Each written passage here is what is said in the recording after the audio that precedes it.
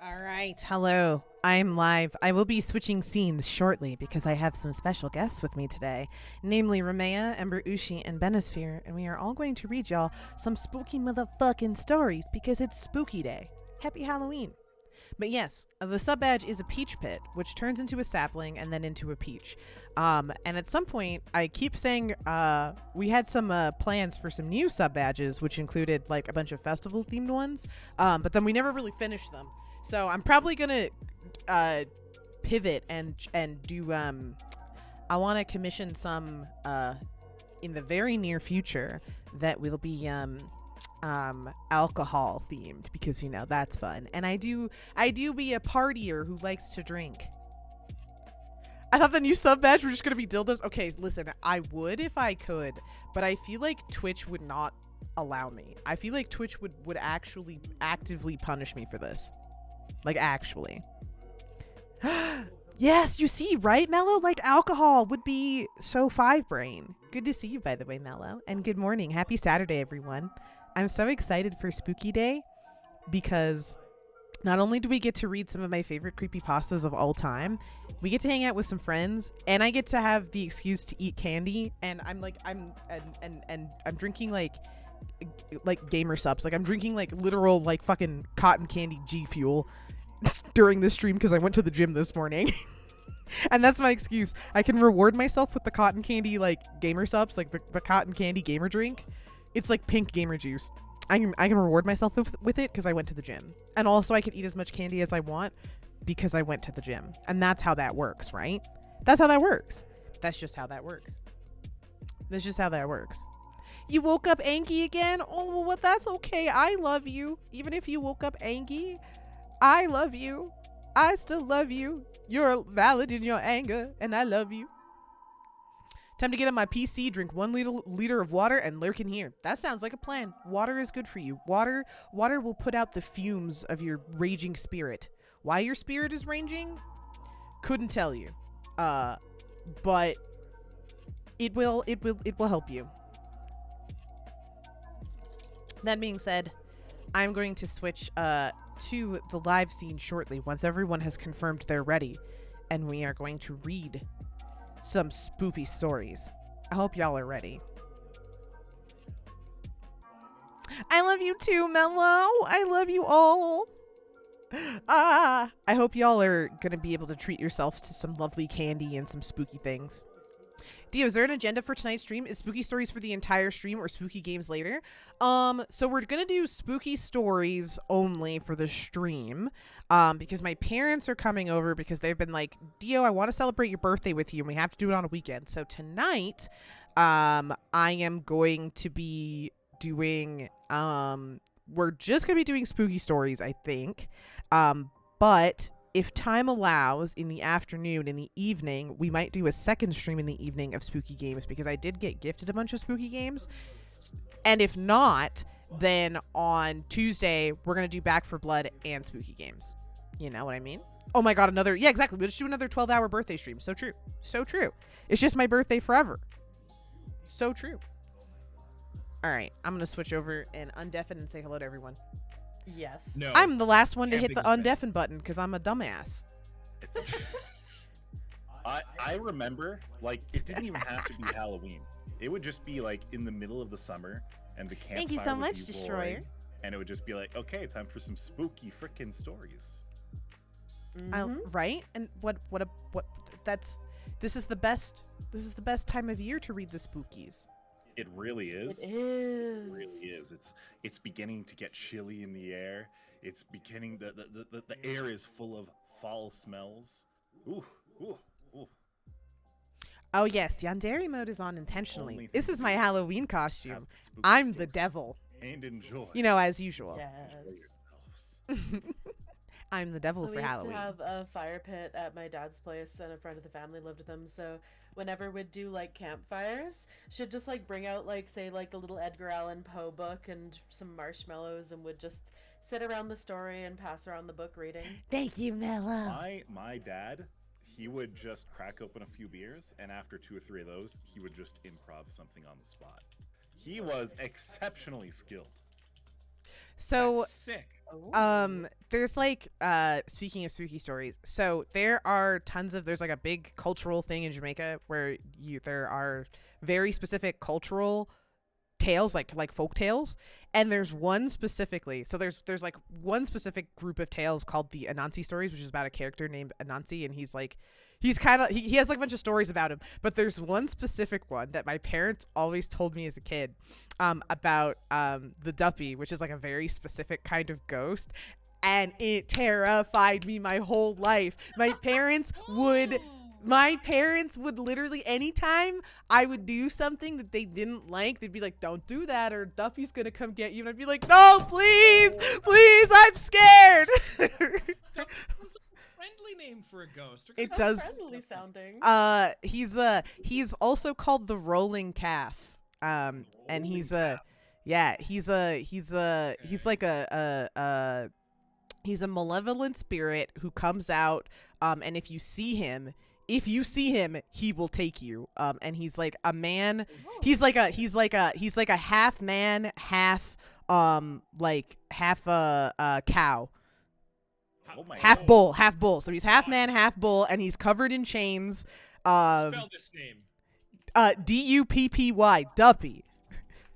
And it sounds cute, but it's not cute. He's half man and he's half cow, half bull, and he's covered in chains, and he's he's a butcher. And so the reason you know when the Duppy's coming for you is because you'll hear in the dark, you'll hear his chains dragging across the road. He's a cow and a butcher. Yeah. Huh. Yeah, he's like if you're he's He's the more into casual cannibalism he's than I am. he's the soul of supposedly they're the souls of butchers, like butchers with ill intent, Oh. and they're incarnated as the Yes. as the yeah Ghost Yeah. Friends and Rolling Oh my. Calves. Duppy stories. yeah, the Rolling Calf, he's scary. Oh my God. Have you So ever heard do of we all? Baron Samedi? Have I ever heard of what? Baron Samedi. He's a pretty common Caribbean ghost story figure. Bear. If you remember the Princess and the Frog, and there was that one voodoo guy. He was Oh yeah. Yes, I have. I don't know what they called him when where like what my parents called him, but yes, I think they just called him the Baron. But yes, I have heard of him. But those are always fun ghost stories to think about. Yeah, scary because like my whole life. So like whenever I would, and this is made worse because I live in Alberta where we do cattle ranching, right? Yeah. So like if I'm out at night and I hear fucking cows moo, I'm freaking it. Like as a kid, I'm losing my mind. I'm fucking terrified. I'm pissing my pants. Artist depiction of a rolling calf. Yeah, let me. I'll pull it up for chat so It's you a guys wicked can see. Old school Not a beard. AD&D art. I love it. It's all black and white. Pull that up for everyone so they can all see this. Yeah, he's scary. Beautiful. Beard Um, full of chains. Yeah, go ahead, Ruby. Oh, I was gonna ask if we should all introduce ourselves. Yeah, we should. Okay. Who wants to go first? Rumea, congratulations on volunteering. Go ahead. Yep. You have been you volunteered yourself. Okay. Hi, I'm Ramaya, a water dragon. Have I heard about some enjoy Nook spirits? variety stories I and have horror, not, and but now I love want to. spooky-ass things. And yes, Melody all has I'm the gonna give you. Ember has the the Ushi, Italian. I Get shall going, go- Ushi. Let's hear it. I am Ember Ushi. Oh, I am the cowgirl, the bounciest cowgirl in the land. I enjoy. Just Excellent Ramaya made video Corsair and games BDO. and casual What's BDO? cannibalism. I will happily munch that beef if you know What's what I mean. BDO? I mean, and burgers and steak. Black Desert Yeah. Online. I'm gonna have to look I that didn't up. know you were a cannibal? Okay. Only casually. Only casually. Oh, okay. Not As a hardcore. treat. As a treat. Look at friendly cannibalism. Little like you're cannibalism into is a it. treat. Exactly. It's like, hey, heifer, let me gnaw on those shanks. Ah, yes. Please. Dio, you're up. Let's hear it. Oh my gosh! Hi, hello. I'm Deofest, Deophest. That's me. I am a person. I like when video games the number is big. That's it. And I'm just I am the worst. You know when they tell you don't date crazy people? I am that mistake, and I will be your worst mistake. And listen, you could fix me. You could. But whatever's going on here is better. It's better that there's things wrong with me. It's the little cherry on top. Oh, you're only the worst mistake so far. I intend to be the last mistake. I will have you know. The first and the last and the best. Numbers go big. Numbers so big. I like big numbers in video games. That's it. That's all I like. I like big numbers in video games. And you summon Knights of the Round. Yes. And you just hit for 999 a million times in a row. And I feel yes. Go make yourself a coffee while the animation plays. Exactly. That's what I like. I like anime waifus. I like video game numbers, and I like competition. And if you can give me a game with any of those things, I'm into it. Nice. That's me. Nice. And last but certainly not least, the most beautiful Benno of the sphere. Oh, it's me. Hey, what's good? Hello. Hi there. I am Benosphere. Kinda getting back into the swing of streaming. Not really doing it at the moment because, haha, some bad stuff happened. But Oh, we'll but that's okay. We love Benno. Yeah, I'm an astral bartender with space in his hair and a retired It's adventurer beautiful. with a billion stories. Whoa. Nice. Yeah, that's me. Oh my god. Oh my. As a bartender, what's your favorite drink to make? Yeah. Broken down golf cart, which you guys probably don't even know because I don't know what that is. Shot. It What is a the very hell rare is that? shot. Broken down it is golf a cart? yeah, broken down golf cart. It is a type of shot that you can get. It's featuring big, heavy on the amaretto, which is Ooh, so nice and nutty. I'm pulling up a picture for chat. It's like green. It's bright. Oh no, it's not. Is it green? It depends. Sometimes it can be. No, most whiskey sours and everything, usually for me, end up. Have you guys had a whiskey sour? Usually those end up green for me, but broken down golf cart can be green if you add some food coloring to it, or if the type of what's it called here? The other portion of it here, which I think is Merlot, or what's it called here? Like it's a melon type liqueur. Oh, yummy. That is what usually ends up giving it its green flavor, but it doesn't have to be because the melon type liqueur can just sometimes be brown or boring or whatever, and it just ends up being like a more traditional drink. But yeah, that's I'd say that's one of my favorites just because it's got a ton of amaretto in it, and it's a shot. Nice. Yummy. Hell yeah, let's Shot, go. We love that. Shot. Shots. Shot. Everybody. So, Yeah, before we get into the creepy tales we're gonna tell each other, do any of you guys have a creepy thing that happened like in your life or in your childhood? Oh, I have so many, but I want Amber to go many. first. Not too many. The one real big head scratcher. So I've lived in houses that are over 100 years old multiple times. Oh, multiple fuck. times with multiple different houses. Oh, And, unwise. So one of them was being torn down to build a road, and so we were moving into another one. So from one 100-year-old house to another. And while me and my dad, we were spending a lot of time trying to prepare the new house to be actually lived in. When it was time to go, the Hi, sun Deborah. was Good to setting, see it you. was like a nice Welcome. amber glow Hello. throughout the Happy sky. Saturday. And my dad is looking around. He's like, "What? Do you have my keys to the truck?" And I'm like, "No, why? I don't even have a license yet. Why would I? They're your truck keys." And he's like, I left Wait, them you're on right. the It's table Sunday. right here." I'm brain And we damaged. can't Happy find Sunday. So we're looking around this house, and it's a really beat down, run down, kind of a shitty house. The floors creak. There's a ladybug infestation, so there's like swarms of ladybugs around a couple of the windows and a couple of doors. We're spending here. The sun has gone down. We can't find the goddamn truck keys. We're considering walking back to the old house because we're just that freaking worried, and we're tired, and we're hungry, and oh my god. We're outside by the truck. My dad is leaning against a ladder that we have just set up to the side of the house. He accidentally knocks down the ladder, and his keys were on top of it. What the fuck? How did they get there? Nani? Who leaves? Nobody leaves truck keys on top of like a 20-foot ladder. Yeah, no. No. No one does that. It's absurdly No one does that. concerning. That's one does very that. weird. So we had to live in that house for the next 3 years. Oh. Oh. Yeah, no, I would have. That would have been like an instant ha ha ha fucking nope. Yep. So that was one creepy thing that's happened to me. That That is unsettling. things have happened. Like you see shadow people now and then, and like you hear sounds and whatever. But that is like the only time I've like physically seen something that is unexplainable. Wow. Mhm. You've done. Oh, wait. Someone in Serenus in my chat is like, I've done that. I was trying to sit and the keys were digging in my thighs, so I took them out and I put them on a perch and then I forgot them. Well, I hope that's what happened in your case. I hope it I was not also- ghosts. Genuinely hope that it was just like, okay, I need to get up to this tree. Let me just, and he just empties his pockets at the top of the ladder and just forgot.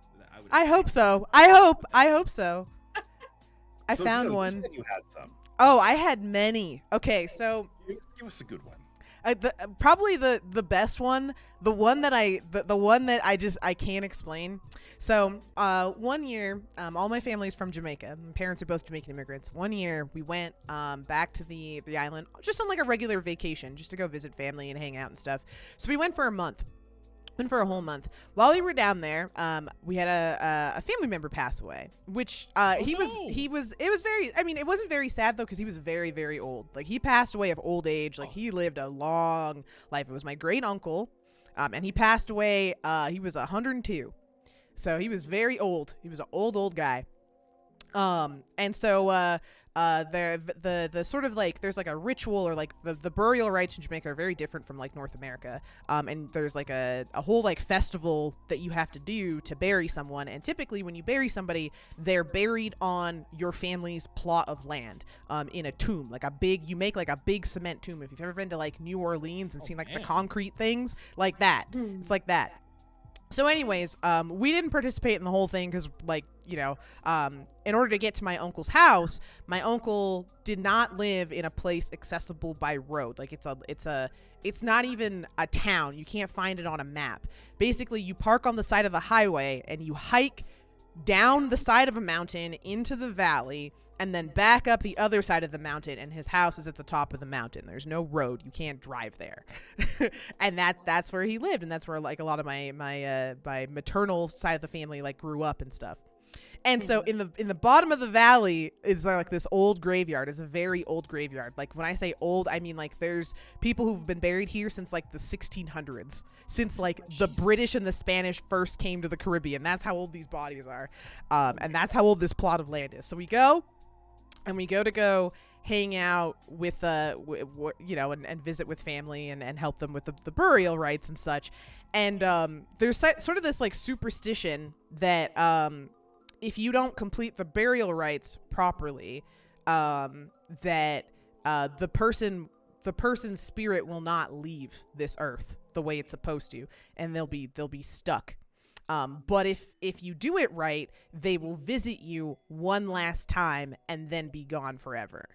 And so we went down there. We went to like my grandpa's room. And we got to see like where he passed away, which was he was sitting on he had like a balcony, and you could see all the mountaintops from this balcony with this chair. And he would sit there every morning and he would do his prayers, and like that's how he would start his day, with a cup of tea. And he would sit there. And all around the house, so my great uncle used to paint, and so he would paint like butterflies and plants, and he'd be all kinds of butterflies. And he had this chair, and that's where he would sit and he would paint. He would drink his coffee, blah blah blah. So we go up there on the last day of the festival. So it's 9 days and 9 nights, and on the 10th day after the 9 nights you bury them. So we were there on the 9th day, and then there was going to be the 9th night. Was that going to be that night? And then the burial would be the following morning. And we went on the balcony, and I can't explain this. I'm sitting there, and I look over in the chair, and I see the cushion is like depressed, like someone's sitting in it. Mm-mm. And I'm like, that's no one's been in this, like, no one has been in this chair for like a week.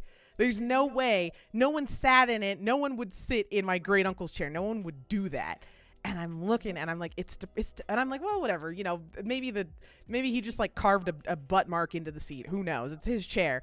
And then, you know, I'm looking out the balcony, and I just see right in front of me, just right across the balcony, just a butterfly, like this big blue ass motherfucking butterfly flaps by, and I'm like, what the? I'm like, that's really pretty, but like, how did I not see this thing?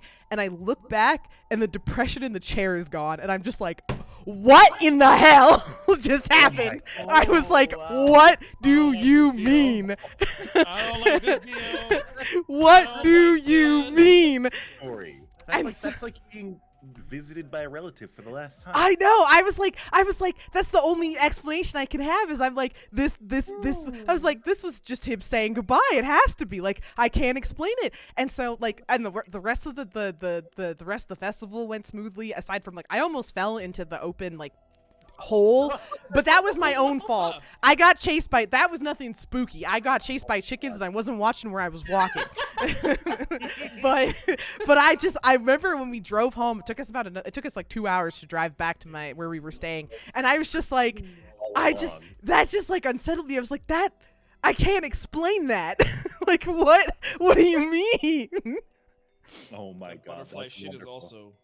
That butterfly shit is also extremely big symbolism too for that sort of passing on type stuff as well. So that only enhances it too. Right? I was like, the fact that it was a butterfly specifically, it was so strange. Ooh. Anyways, that's mine. That's mine from my childhood. Rams, do you have weird stuff that happened in your kidhood? Chickens are spooky. I They're have, dangerous as fuck. I have almost like two Those major motherfuckers chased me. I ones thought that I I'm was trying to gonna decide between, eat like, shit and die. They are aggressive. the weird teddy bear that returned, or like one's infinitely spookier than the other, which is probably the one that I almost don't want to say because I'm still living in this house. Oh no! You Monka? have the ghost to know that you saw them. Hi, Dr. Raymond. And yeah, for real, Dick so- Grizzlin, it was definitely like, I think I'm gonna tell you the story about you why have that many- I emptied out the basement if you have storage that room and many moved my room down here. bodies Okay. in one Yeah. place. I used to be Some in, unga bunga is yep, happening, one of the you know? upstairs rooms. It had, you know, those like little attic holes right in front of the door. And so, like, this is a series of incidents over time. So, like, the first one is, like, I was just going out to go to the bathroom, and, like, absolutely nothing normal, just late at night, and I felt terror like I have never felt before in my life. Like, something was going to, like, I actually hit the fucking floor and, like, crab walked away and, like, was actually, like, wait, what happened? And nothing was going on. Just, like, absolute terror out of for no reason. Okay. There was a time, like, I was sitting in a chair doing something, and then, like, a pillow fell off my bed, which, you know, wouldn't be the weirdest thing, except, like, my bed is on one side of the room, and the pillows are on the headboard, and the pillow was on the complete opposite end of the room. Oh my god. I ended up, like, there was a couple other, like, little corner of your eye things that ended up making me go, you know what, I'm uneasy here, I'm gonna move downstairs, more room anyway. And then, my two dogs, they'll only sleep in my parents' room. Ever. Yeah. So, anytime I would dog sit, like, I'd have to sleep in my parents' room. So, which is across the hallway from the other room. So that room was converted into, like, a little snug room with two chairs facing the TV on it. So, one year when I'm dog sitting, like, I start hearing, like, laugh track laughter at 3 a.m. Oh, that's not good. That does not bode well. Don't like that. That's a So little bit, I guess. So I go and I, like, the TV's off, but the sound bar is just playing laugh track type laughter. So I, like, turn it off and I scuttle back into bed and I lock the bedroom door. This happened 3 nights in a row Fuck that. until I unplugged the sound No. bar. Until I took a hammer to the soundbar, set fire to the TV, and killed everyone in that room. So what happened the night that I unplugged the sound bar was the creepiest night of all. Oh I'm not no. prepared. So I once again wake up in the middle of the night. Mm-hmm. and I start hearing like a cat meowing from like No. the hallway door. And so I got out of bed and I walk up to the door and I start like turning the lock to unlock it. And one of my dogs like comes up and leans against my leg and starts whining. And I look down and I'm like, "Oh, I'm just gonna let the cat out." And I like almost finish unlocking the door and my other dog barks at me. And so I like go fully awake and like stare at my dog and I'm like, I don't have a cat. Ah! Yeah, I was like, you don't have a cat. And so I finished relocking the door, and I was like, both dogs in bed with me, and I didn't sleep that night. Yeah, I pretty bad. don't blame you. I'd be But freaking the one it. thing I want to say is that like a lot of soundbars are Bluetooth, and they're always looking for something new to pair to, right? Yeah. So it could have been like a parent or some sneaky person outside, maybe, being like, haha, I'm going to connect to this Bluetooth soundbar and play something silly. Or it was the I demons. used to do that at the store I worked at. Or demon. You know, or it was Or the the demons. Every now and then, Demons. at the store I used to work at, Mantle! walking Thank you so by, much for the tier 1 8 months. Welcome back. Yes, spooky stories. Oh shit, I wasn't muted. My bad. No, you weren't. if I was walking by late at night when it wasn't my shift, I would connect to one of the speakers and start playing actual Well, thank you, Cannibal Mantle. Shia Welcome LaBeouf. back. Those Fucking times scum I did streamer. it, Cruelty in your heart. Why do you got cruelty in your heart? What I is this? legitimately scared some of my coworkers. You're a the first two demon. times I did That's it. hilarious. You should have You the are devil a demon. horns. Also a demon. You're a demon. Running from your life from Shia LaBeouf. You are the reason brandishing people a have knife. scary stories.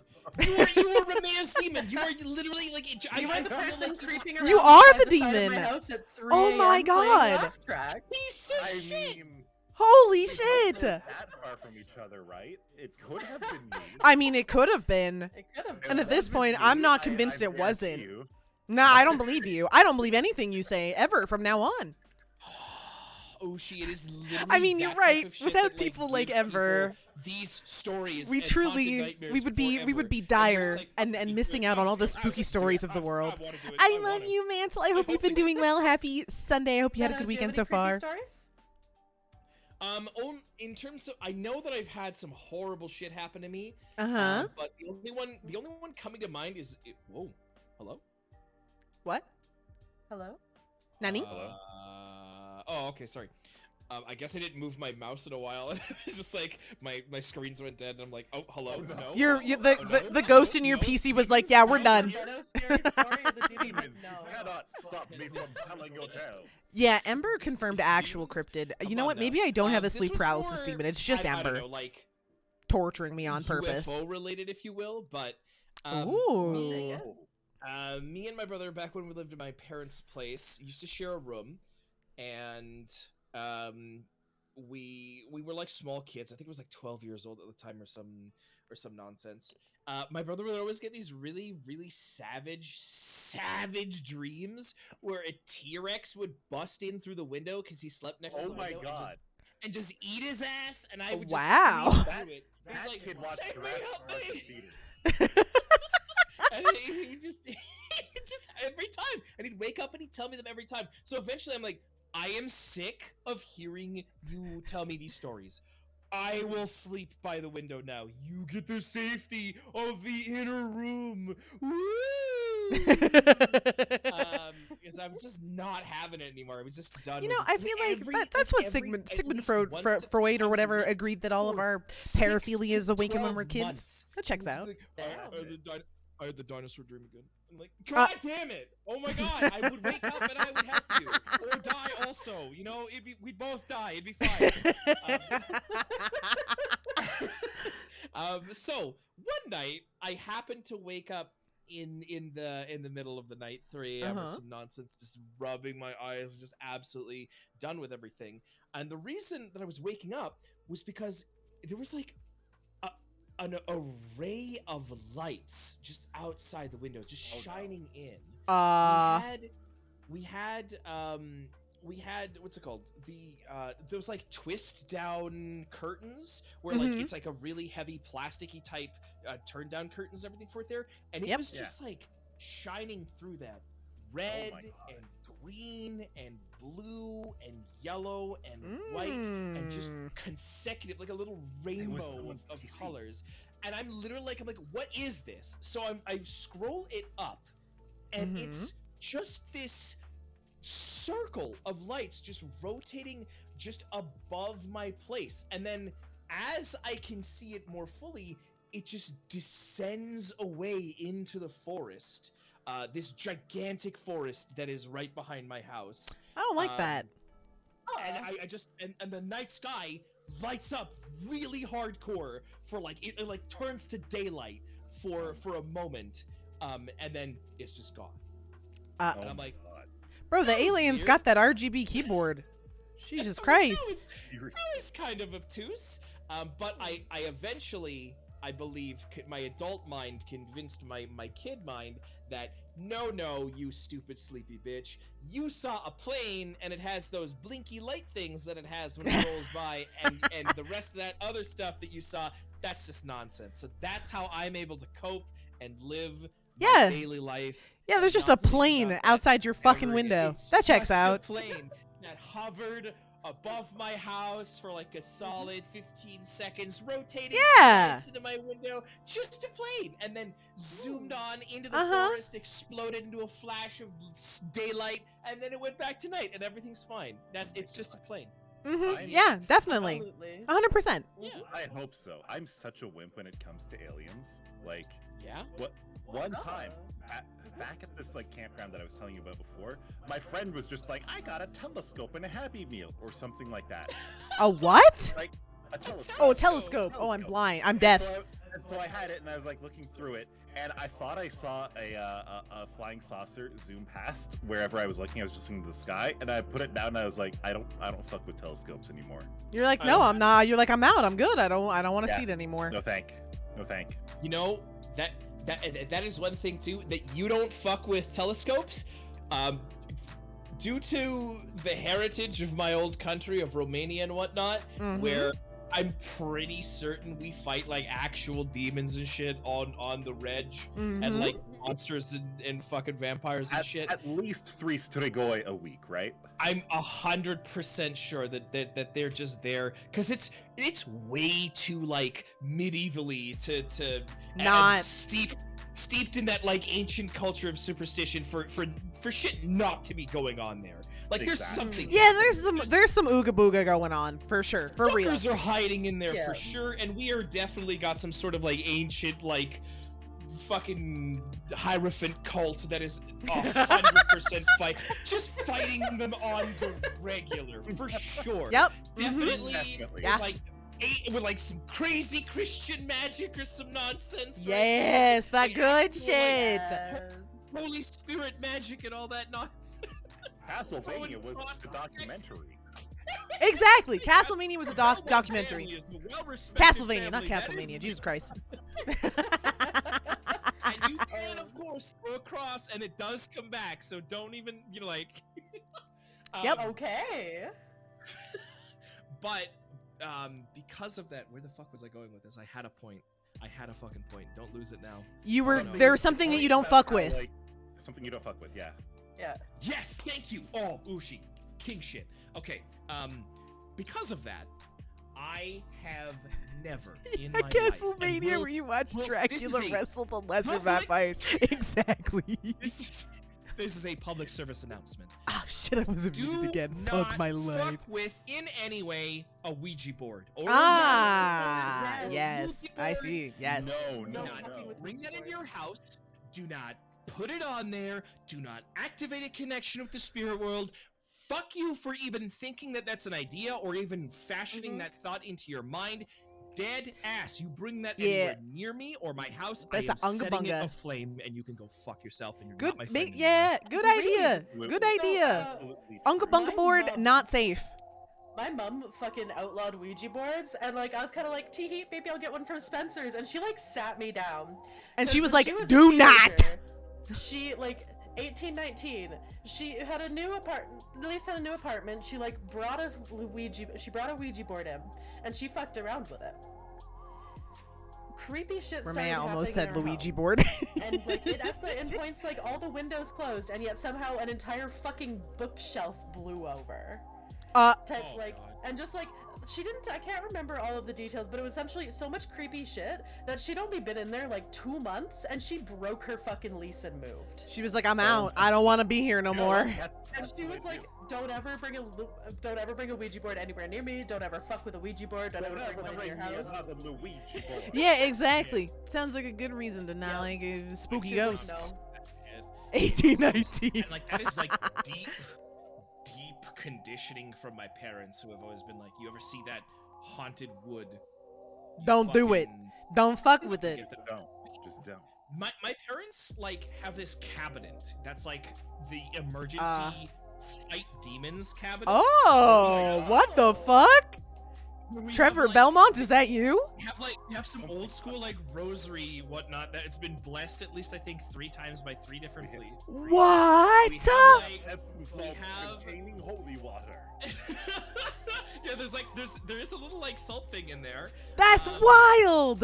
We have this, and it's like it's been recently put into like a new fixture of like ancient illustrations of Jesus that like was so old the wood and graining that it was made off of is like decaying, so they have That's to, like, put it crazy. inside of a specific holding to keep together the holiness of this like That's old fucking dope. wooden What the Jesus hell?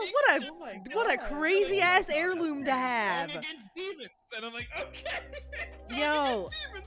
If my sleep paralysis demon ever starts fucking around, I'm calling Benno. Benno will protect me. Holy shit. I guess there's old man like a weird shit. Like I don't super believe in it, but it's at the same time I But really it's like that there. There's people out there who are like, there's old magic, strong magic in here. It's done the old way, and I'm like, okay, cool. You're like, That's- I believe that's you. neat, actually. You're like, just in case I'm wrong, I'm prepared. Yeah, I'm not super superstitious, but I won't fuck with certain things. Cyrus, good to Enough see you. weird shit Hello. that I'm Happy just like, Halloween. You know what? No. And that's Hello, Ouija boards welcome. and ghosts. I don't fuck with either of those. That's it. The rest, yeah, probably not real, but those are the two Oh, things that I for me, it's mirrors in the dark. I don't know what it is. I don't know. I've yeah. always had this fear as a kid. I had this deep-seated fear. My parents always thought I was afraid of the dark. I wasn't afraid of the dark, but I wouldn't sleep. I had a big dresser with a mirror in my room, right? And I was like, I'm not turning the light off with that thing in here. So I would sleep with the light on at night, and my parents thought I was scared of the mirror. Like I had to cover it. And even now, like I like we have mirrors in the room, but Ember will notice none of them face me. Nope. None of at night if I'm sleeping, I can't see the mirrors for a reason. Fair enough. I do not fuck with I just mirrors in my can't. I don't know bedroom what at it night. is. Mirrors in the dark. You're gonna be Agreed. seeing shadow people and shit in there. I don't know what's in there. I don't You're gonna know. see shadow people. I don't know. I don't trust it. I don't know what it is. There's some deep-seated thing in my brain that is like, do not. And I'm like, okay, I don't know why, but you've had this and it's never gone away. You've never grown out of it. So okay, sure. I think it's that doppelganger fallacy where it's just like you're afraid that if the you that looks back when you aren't aware, it will then gain liberation Yeah. to do whatever it wants. Yeah. Once you're not. I don't know. looking at it, so Maybe because it can come just into I our also just- world. Well, I and also shit. just don't like seeing like a dark, empty space behind me. in the Oh dark. yeah, that is also That's the uncomfortable. thing That fucks is me up also the most. concerning. Yeah, it's something about that does not sit well in my brain. Something about it. No. Thought of the day: kids are not scared of being alone in the dark. They are So, scared of not with being that, alone in the dark. Should Oh, we that's get scary. started with our Also, good to see you. Hello. And yes, I'm down. Yeah. I think Thank we've you so gotten much, a nice Cyrus. intro Have a on great rest of what your weekend. scares all of us. I think that's exceptionally valuable intel. We know each other's deepest, darkest, unsettles now. We are prepared We are. for warfare. Wait, hold on, whoa. Okay, you know that ghosts and Ouija boards freak me out, and dark magic. Dio hates mirrors. Rama don't fuck with. Rama, what didn't we fuck with? Ouija boards also. Also Ouija boards. hell Also, yeah. Ouija boards and creepy things in my home. Oh yeah, things in Along the with house. children's Among toys. telescopes, I'm a huge baby. when it comes Aliens. to aliens. Aliens. The other Yeah. thing I wanted to say, your brother being afraid of a T-Rex for like 12 to 18 months, What an absolute pleb. I was afraid. I was afraid of velociraptors breaking through my window and eating me for at least 14 years. Oh shit! Oh shit! I was a teenager by the time that I really got over it. Wow! Man, Wow! Man. You were in its bad. it real. There's so many ways you're safe. But I get it. It's irrational. It's like you had some shit happen to you in a dream, and you're like, I don't want it to be real. I just watched Jurassic Park. That's all. Good to see Oh, yeah, you it's again. true. I Imagine also sleeping love in a room with windows that has I no love drapes or Jurassic curtains every Park. night. I didn't hate it. I love can dinosaurs. sleep. didn't I hate can it. sleep without the curtains I'm closed. so I sleep with the okay curtains with open. colors. I am a freak. I do sleep with the curtains open. I do that. Elder was one of the reasons I came to Alberta in the first place.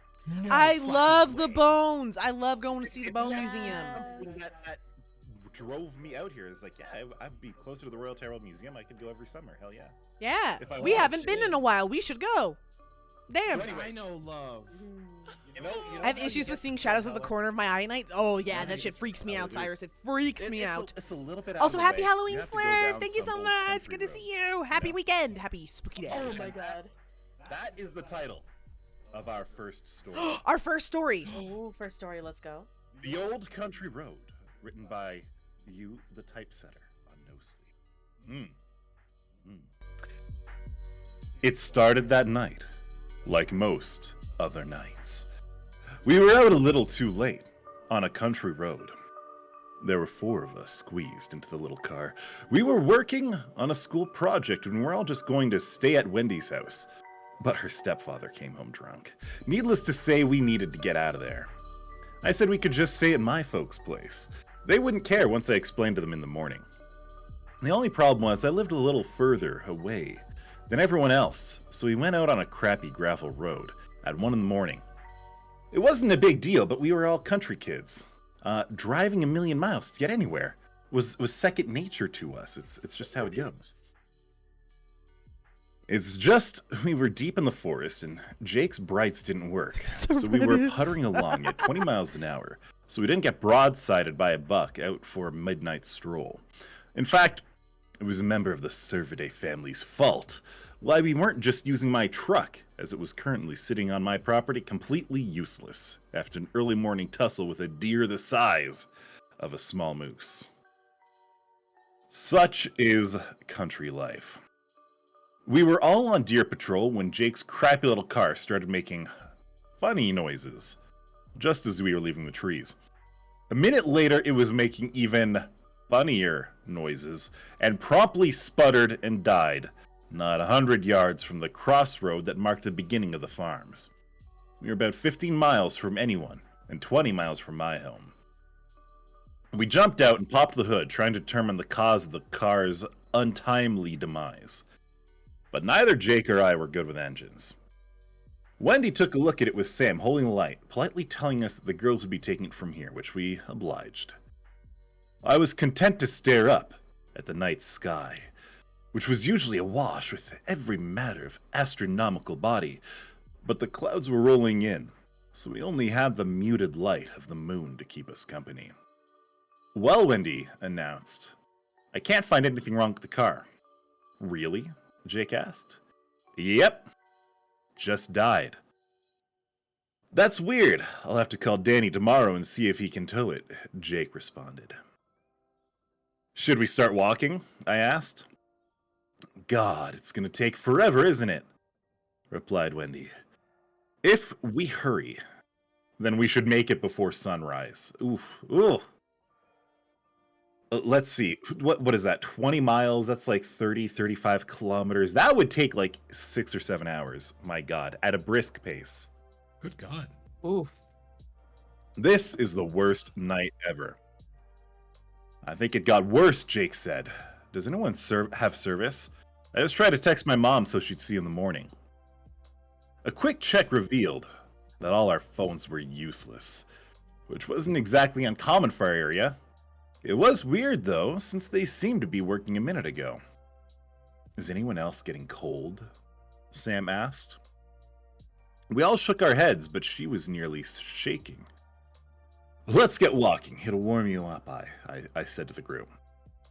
We traveled along King's Cross, taking the northern road, when something started feeling really wrong. I couldn't explain it, but it felt like we were being watched, which was strange as we were in the middle of nowhere. I feel weird, Jake said. Me too. I think there's something ahead of us on the road, Sam said. Jake pulled out a flashlight, and I immediately wish he hadn't. There was a dark figure ahead. Let's go back and take another road, I said. Good idea, Wendy stammered. We turned back, thinking we'd take another road and just walk the extra miles or even head towards town. We quickly realized that the figure wasn't alone. The other roads all had figures on them. But what do we do? Wendy asked. The car, I yelled. It doesn't run, Sam said. I know, but at least we can lock the doors. There's nowhere else to go. We scrambled back to the abandoned automobile. Do you still have the shotgun in your trunk? I asked Jake. No, my mom made me take it out. And the dark figures were just getting closer, shambling down the road. We locked the doors manually as the electronics didn't work. We waited and waited and waited. As the first figure passed by, it was a man in dark clothes. He just kept walking. He didn't even notice us. Several more passed. We were too scared to even breathe. They walked to the crossroads and just kind of stood there. What are they doing? Wendy asked. How are we supposed to know? Jake said. Then they started back. For at least an hour, they just wandered back and forth, never getting too far from the crossroads. Oh God, I said. What? The three of them said in unison. I know what this is. They used to bury people who committed suicide at the crossroads. Why would they do that? Jake asked.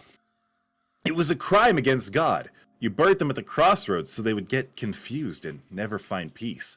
They'd be stuck there forever. So you're saying we're looking at the ghosts of a bunch of guys that offed themselves? Jake asked, confused and kind of obtuse. Yeah, I mean, I'd put it nicer than that. Will they hurt us? Wendy asked. I have no idea, I replied.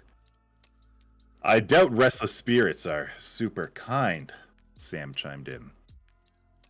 Well, they've just been walking and haven't done anything yet, Wendy said. What if they're just trying to leave? What if we try to leave? Why don't we just stay here till morning? Jake said. Shh. One of the spirits were looking at us.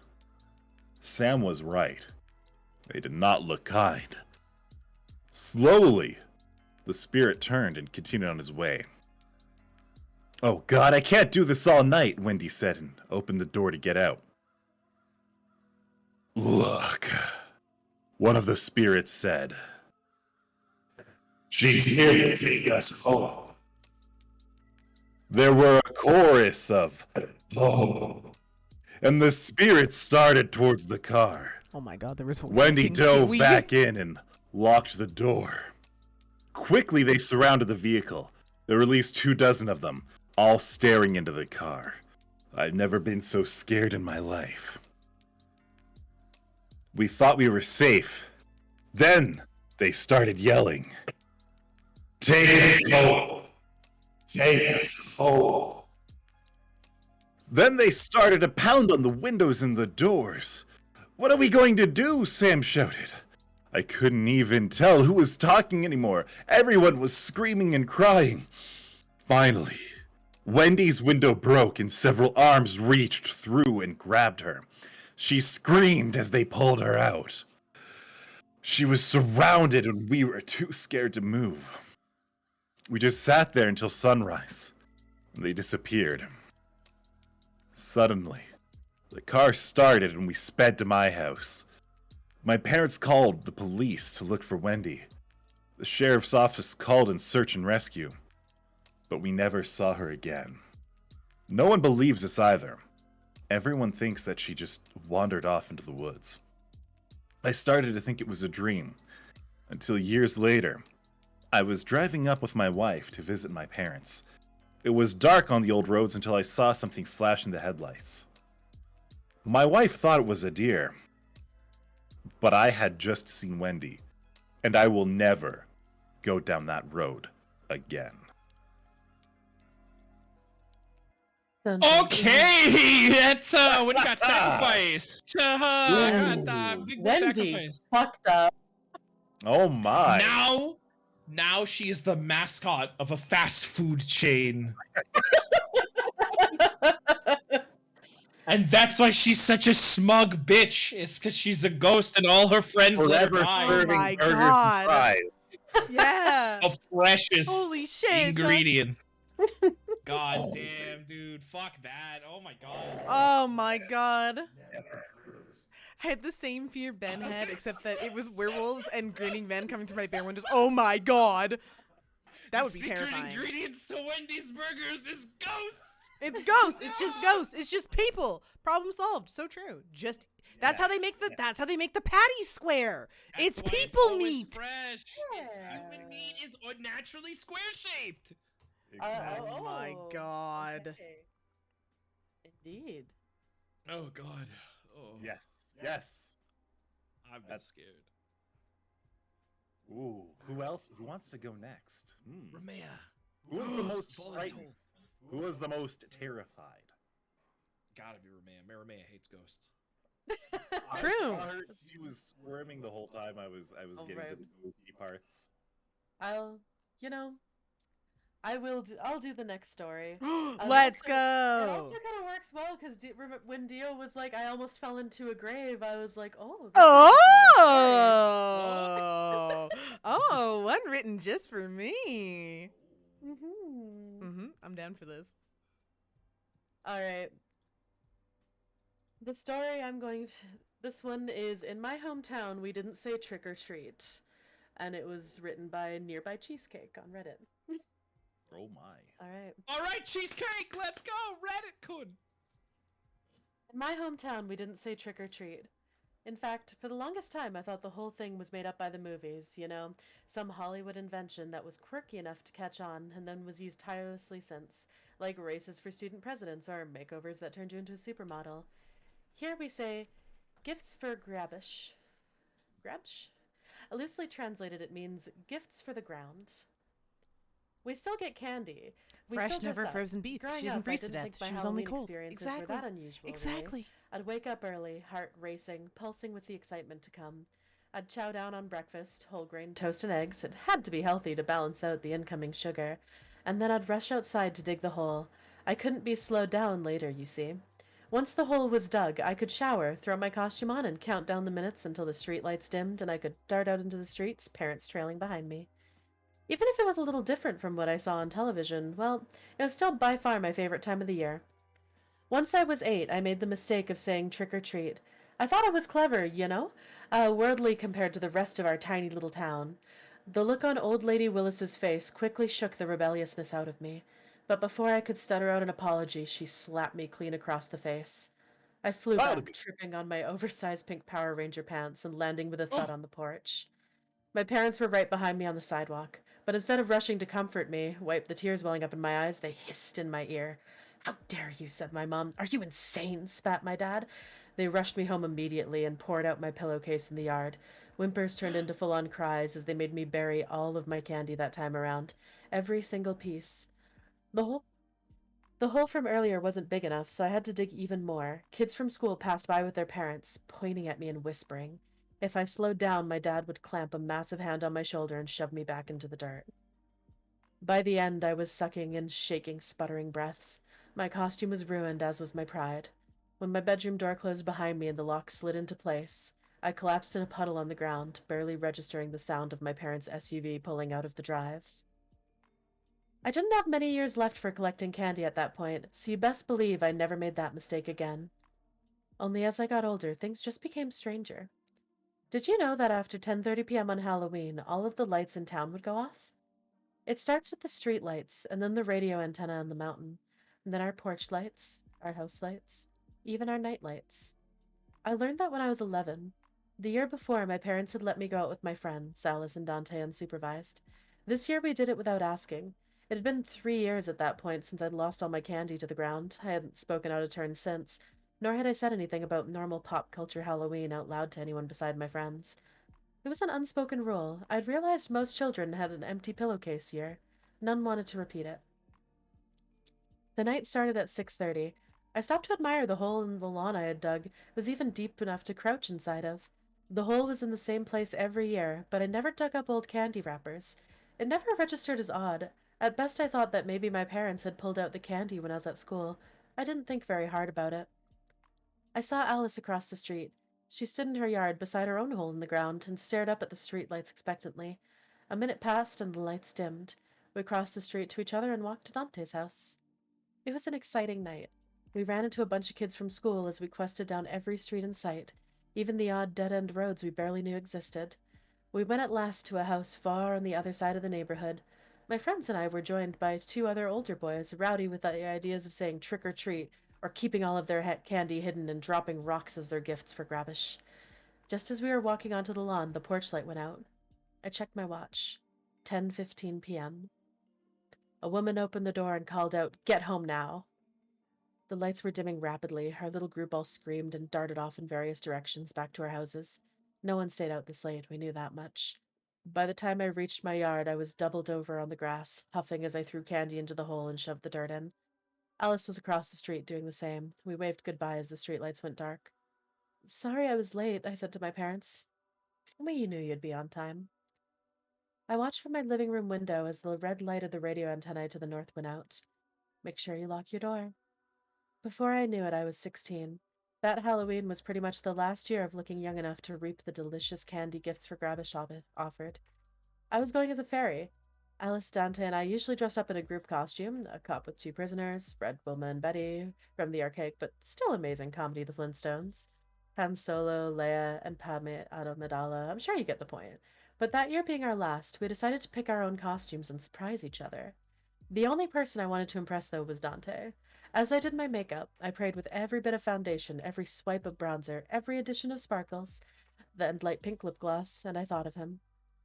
I dug the obligatory hole by the weeping willow in my front yard early in the day so I would have time to perfect my hair and makeup. I got dressed in a pale yellow skirt and matching yellow bodysuit. I was tan, but I rubbed my arm and legs with a soft shimmer hydrating cream. I applied a soft pink eyeshadow and bright violet eyeliner. I donned my fairy wings, light pink ballerina flats, and left my long whitish blonde hair down, curled gently to make beautiful beach-like waves. I rushed downstairs at 7, eager to show my parents my costume. "Isn't it perfect?" I beamed and twirled. Dad was sitting in a chair in front of the curtained-covered bay windows in our living room. He didn't look at me, nor did he say anything. My unease grew in my belly. My mom looked at me, though. There were tears in her red-rimmed eyes, black half-moons of exhaustion drooping underneath. "Oh, well, aren't you just a beauty?" she said as tears marked a path of pain down her face. "Don't you think she just looks beautiful, Jerry?" Her horrifying grin and her weeping eyes made such a strong juxtaposition that I had the urge to vomit. Uh, thanks, Mom, I muttered, wanting more than anything to leave the house. "Let's take a picture," my mom said with her fake, terrifying smile. Let's do a silly one," I suggested, though my words were in vain. We took a few pictures, her tears still flowing. "I'm gonna go now, Mom," I said gently. She let out a terrible sob, a sound that will forever haunt me. Her eyes turned from sorrowful to desperate. "Please, Millie, please don't go outside."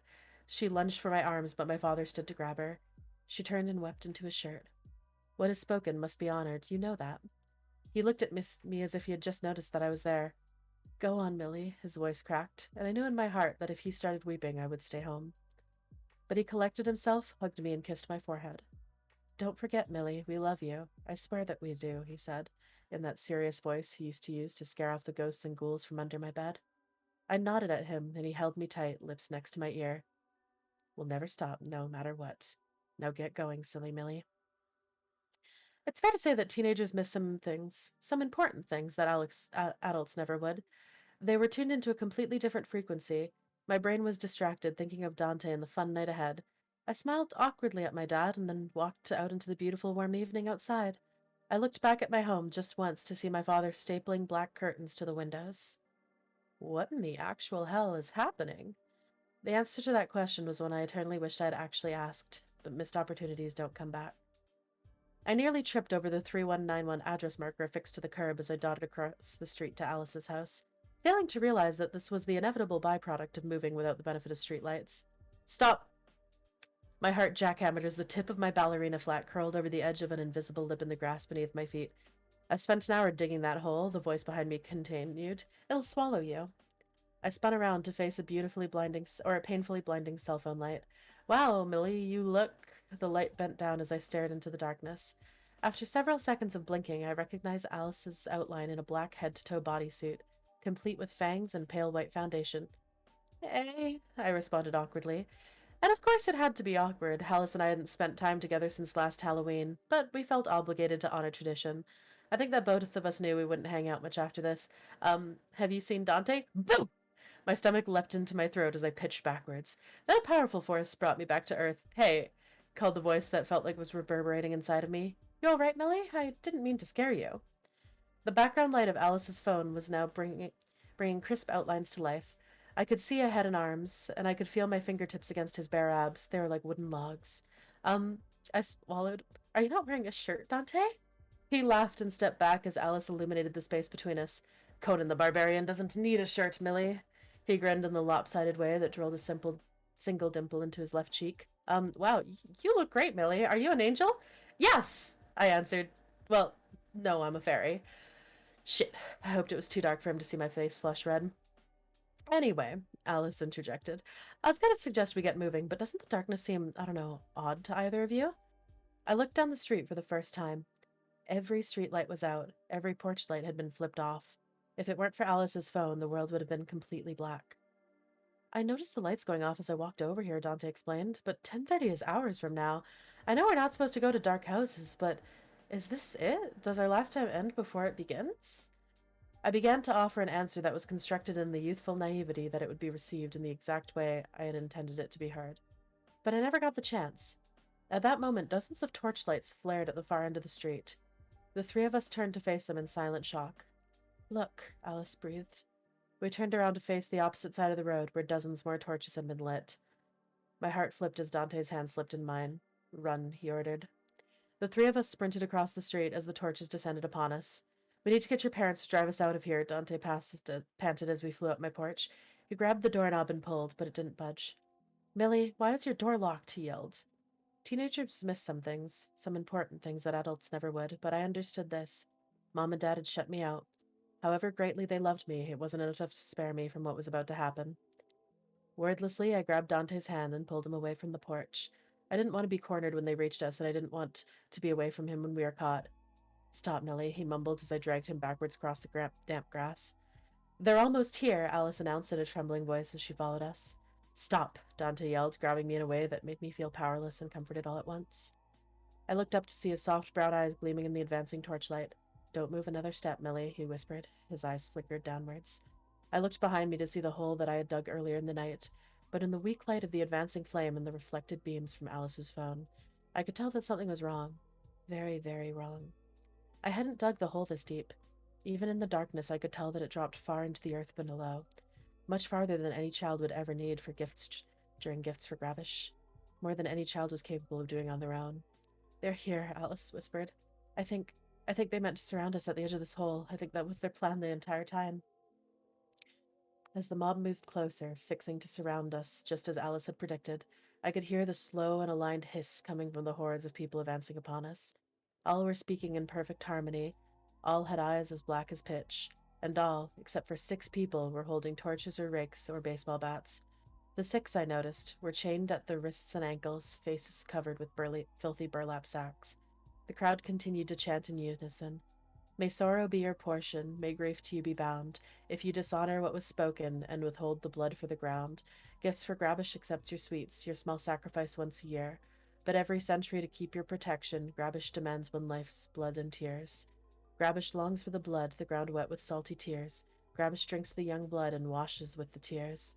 Grabish drinks the young blood and washes with the tears. They repeated the last 2 lines over and over, growing louder with each repetition, crescendoing into a monstrous, unnatural roar. The three of us, ears covered, trembled and pulled closer together. We stood before the crowd holding hands, Dante on my left, Alice on my right. Dante's hand was cold and strong, and I wish now I could have thanked him for that, for putting bravery and stoicism in my blood simply from holding my hand.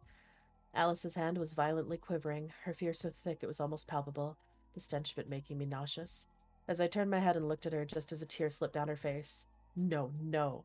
The word echoed in my head. I knew in my bones that something terrible would happen if she cried. But I had no time to tell her. I didn't know how.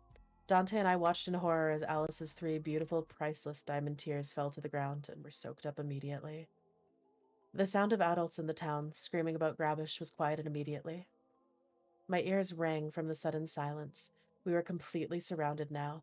The chain-wearing people abruptly had the sacks torn from their heads. Alice screamed and fell to her knees. They were our parents. Our moms and dads weeping. I wanted to scream. Dante squeezed my hand, silently telling me not to move, not to say anything. My dad met my gaze, slowly shaking his head and then winking. Just once. It was our secret code from when I was a kid. The slow shaking of the head meant hush, no talking. And the wink. One wink meant no tears. Be a big girl, right now. Alice screamed for her mama and daddy. Wouldn't they come to help her? They could only bear so much, so at the height of her wailing, they turned around and began to leave. Alice tried to run after them, but the group closed the gap they'd left and waved their weapons at her. She fell to the ground, groveling at their feet. Dante wrapped his arms around me, and I clung to him like a life raft in the middle of the ocean, like a firefighter carrying me to safety. I put my face against his chest. He held my head there, sweeping his hand through my hair, cradling my neck, trying in any form to keep me calm. We have our young blood sacrifice, said a voice I did not know. Leave now. Go home to your parents. You need not watch what happens next. No, said Dante, his voice calm and cold. She is our friend. We're not leaving her. I looked up at him. Then, all the eyes of the crowd locked upon his face with disbelief, seeing firsthand his inner strength and calm insolence. Very well. And you, Millicent Ophelia Dorsey Winter, agree with Dante Rafael Garcia? A strong and steady voice asked. I raised my head that had been resting on Dante's chest. I stood beside him, still holding his cold and steady hand, and made a small but determined wall of defiance. Yes. Yes, of course I do. They grabbed Alice, wailing, and pulled her from the ground. Her cries were haunting, inhuman, a sound that would stick with me for the rest of my life, that I'd hear every time I was alone in the dark. They stripped her bare. I squeezed Dante's hand again, trying not to weep. Trying desperately to be brave, she fought. Oh, how she fought for her life. 4 men managed to grab her and unceremoniously throw her into the gravish hole I had dug by the weeping willow that morning. Dante and I stood close, listening for the frail thud of Alice's body as it hit the ground. But we waited and waited, her screams echoing in the distance. There was no thud that indicated a bottom. Her screams just faded out of existence. Ah, the strange man said, an office smile on his face. Grabish accepts the offering. Everyone left in a slow, determined exodus until Dante and I were alone. We took tentative steps towards the hole, frightened to see the eternal depth, but desperate to make sense of this whole bizarre experience. But when we drew close to it, all we could see was my own messily, hastily dug hole, only big enough for a couple handfuls of candy. And that's in my hometown. We didn't say trick or treat. Oh my god. Oh, That got dark. What the fuck? Oh my god. Wow. Was that on top for no sleep or? Holy. That was No, it's somewhere in the scary. middle. Blood for the Wow. blood candy. Bro. Jesus Christ. Well, Lord have mercy. Oh my god. Man, somebody else Bro. we got a lot of sacrifices going on here. Wendy, this Yeah, hammer really. girl. Oh my god. Yeah, Alex. shit. Good God. Everybody doing their Ah. blood sacrifices on October 31st. Jesus Christ. What the fuck? Why mean, do if the you have old to do always it, gotta the Halloween's sacrifice the decent for it. young to keep the world from exploding? What is this, cabin in the woods? Jesus. No, this is capitalism. Oh, true. So true. Yes. Oh, what was their demonic lord's name? Grabish? Granish? Grabish? It's like GRIABSH. Gifts Wow. for Grabish. Binges for Babish. Binges for Babish. You must feed Babish. Mortal souls. Must be fed. True. Or else your Your compote will burn. The bald god. Yeah. It's gonna be a shitty ravioli that you're gonna have. Your souffle will deflate instantly. Yes. Hey, I know you're trying to go and make that beautiful baked Alaska. No, No. it's gonna be a nope Alaska explosion of bad. True. So true. That's So why we true. always sacrifice a child to the pit. Oh, my God. Oh god! Oh, I didn't like that. That didn't make me feel good. But like, I don't think there's. That was supposed a to make good- you feel good. Yeah, that was a good story, though. That was a good story. I like It ma- that. I was. I wasn't sure where that one was going to go.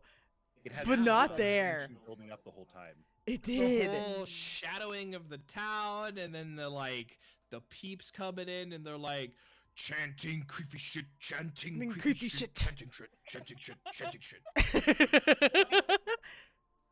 We brought your parents. Oh, one of you cried. You're the sacrifice. You cried. Time to die.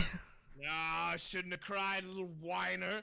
Too My weak. dad just very, very, very secretly training his child her entire life. Like, no Yeah. tears. Be a Do big not girl. cry. Do not ever cry, go because if you down. do, it's over. It's GG. gotta- You cry, gotta you go lose. down. This is a you Cry, cry, you lose challenge. You Don't fuck it up. Mhm, You and cry, I you was lose. lost. Difficulty: Korean insurance commercials. Mr. Beast will not give you the $10,000 if you cry, my girl. So What a true, don't please, cry. Mr. Beast. Oh Don't my god, do I it. hope there's a I hope there's a creepy past out there about Mr. Beast and some of his fucked up challenges. I hope so. I hope there That was is. so good. Because I I think should've that looked would be up. wonderful. So That being said, I do have something from the bowels of the internet. Let's No, go. A bit more of a modern tale coming in from 2009 of June Oh. 5th. Written Oh, by let's the illustrious go. and wonderful Chris Schrabb. This tale is the recounting of an internet forum's discovery, or should I say rediscovery, of one ancient children's show, Candle Cove. Oh. Net Nostalgia Forum, Television Local. First poster, Sky Shale 003. Subject line, Candle Cove Local Children's Show. Does anyone remember this kids show? It's called like Candle Cove. I think it must have been like 6 or 7. I never found reference to it anywhere, so I think it was like a local station around 1971 or 1972. I lived in Ironton at the time. I don't remember which station, but I do remember it was on at a weird time, like 4 p.m. or something. Response, Mike Painter, 65. Re. Seems familiar to me. I grew up outside of Ashland, and I was 9 years old in 72. Candle Cove. Was it about pirates? I remember a pirate marionette at the mouth of a cave talking to a little girl. Sky Shale responds, yes, okay, I'm not crazy. I remember Pirate Percy. It was always kind of scared of him, actually. It's a little weird.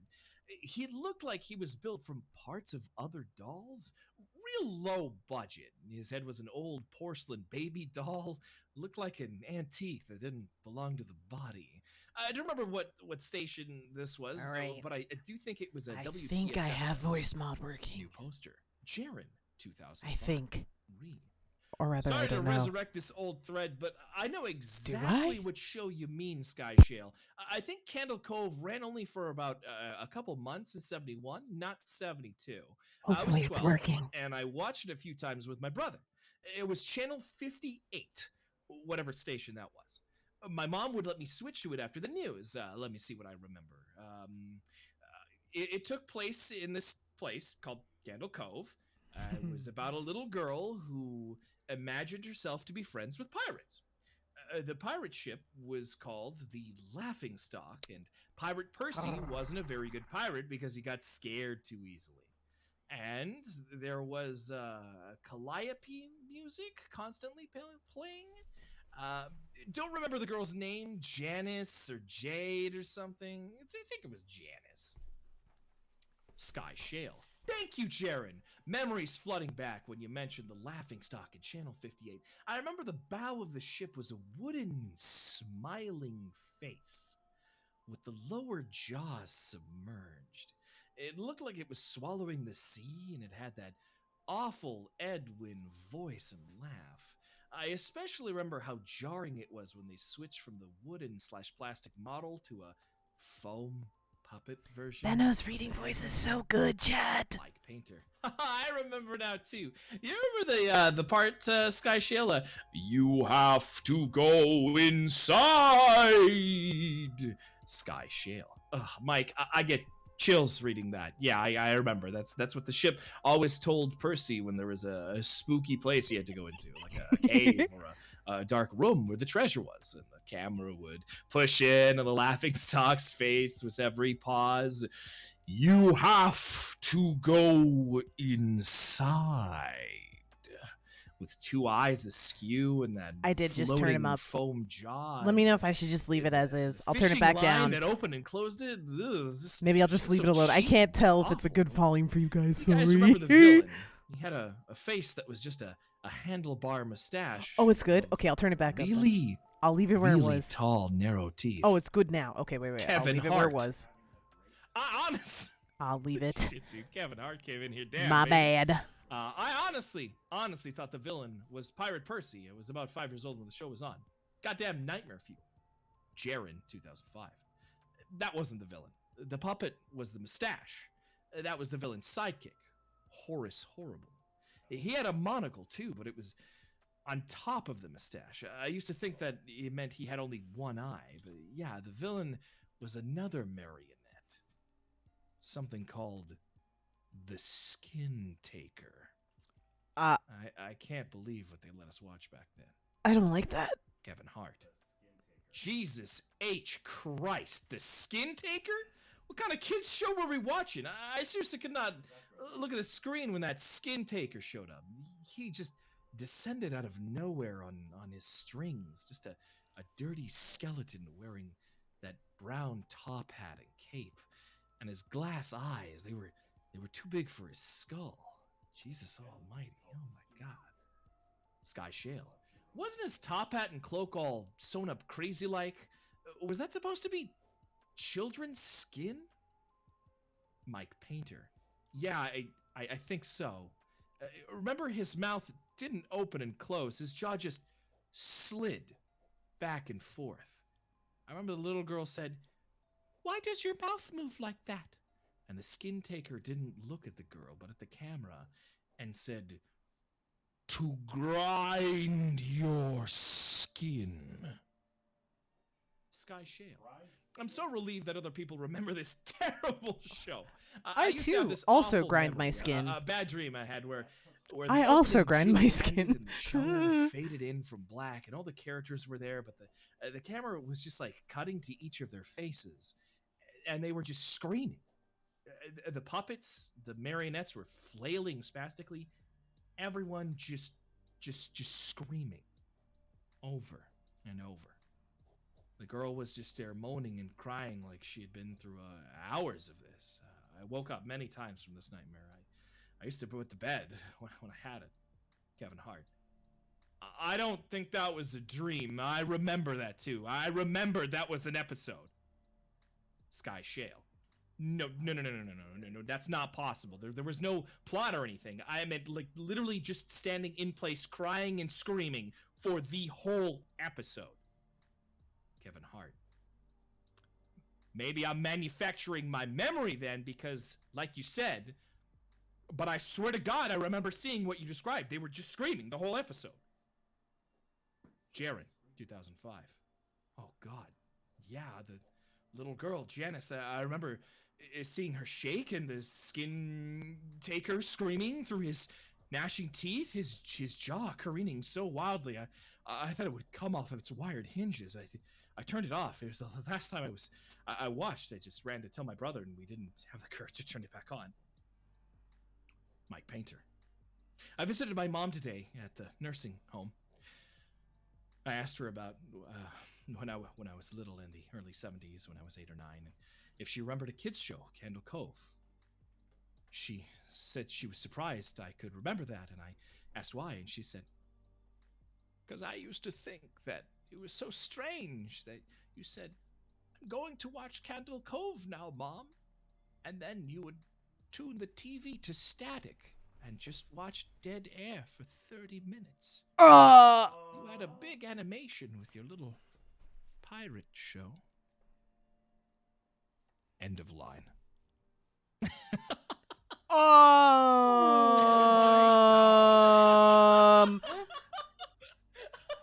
I don't like that. I don't Oh like my that. God. I don't like that. I don't like that. That's a classic. That is a legendary story at this Oh point. my God. God.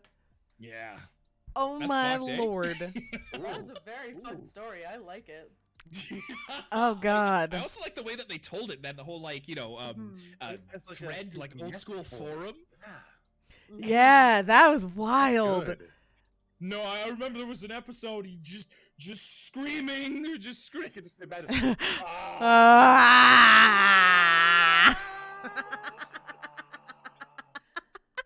And I All love right. the line of just like, man, remember what they used to let us watch as kids? Because there's definitely Yeah. some shows I That have is- watched as a kid. Reddit Yeah. should not Reddit Like, should you ever all- turn on Treehouse at night and you're just like, what the hell? Are they letting these little toddlers Ren and watch? Stimpy is just. I Yeah, had yeah, that's not one for relative called children's. Uncle Jimmy, and he was the source. He was the one uncle who would be like, "Yeah, Oh, I've got the these cool guy. tapes for Ren and Stimpy. Here, I have some Godzilla tapes too. Go nuts." And your Go ahead, parents were kid, like, watch whatever you want.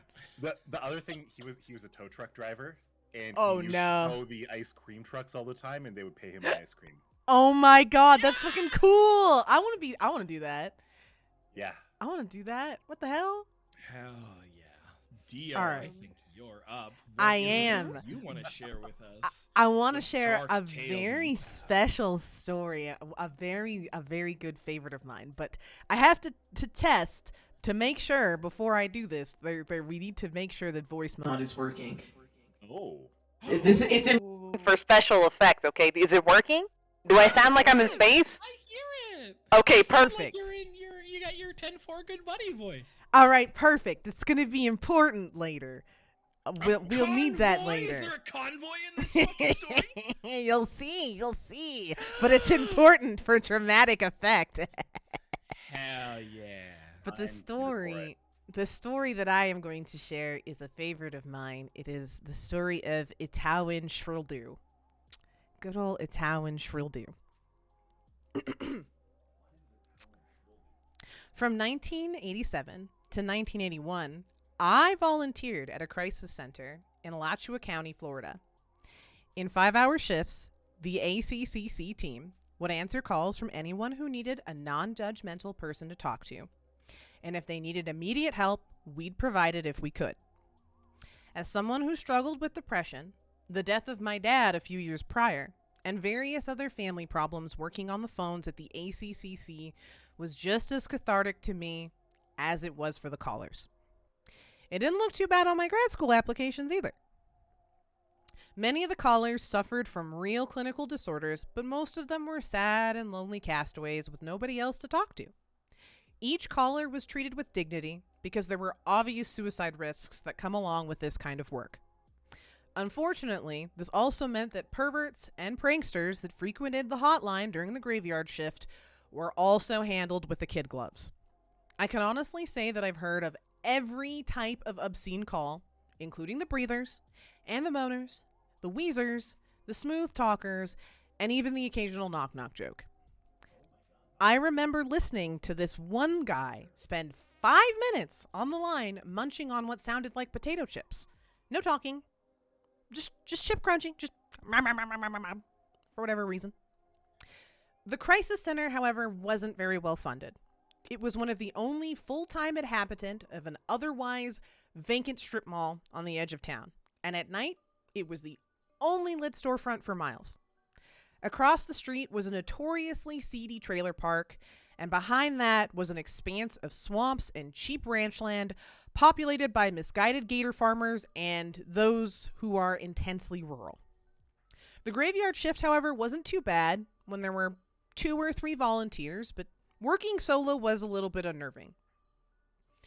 It was during one of these solo nights that I first met Itawin Shrildu.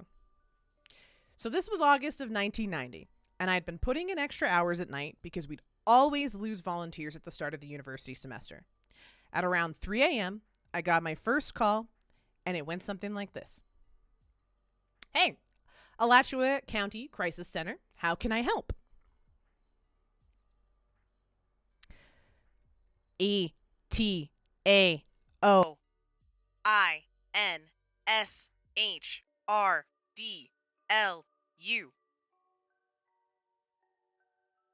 Excuse me? ETAOINSHRDLU. Thinking it was another prank call, I went through my script. We're here to listen. This is a safe place. Everything's going to be fine. I was greeted with a full minute of silence, and we're allowed to hang up after 2. But I could still hear this whine of what sounded like an old ham radio squawking and warbling somewhere in the background. And then... Are you afraid to die? No. Are you? It doesn't hurt.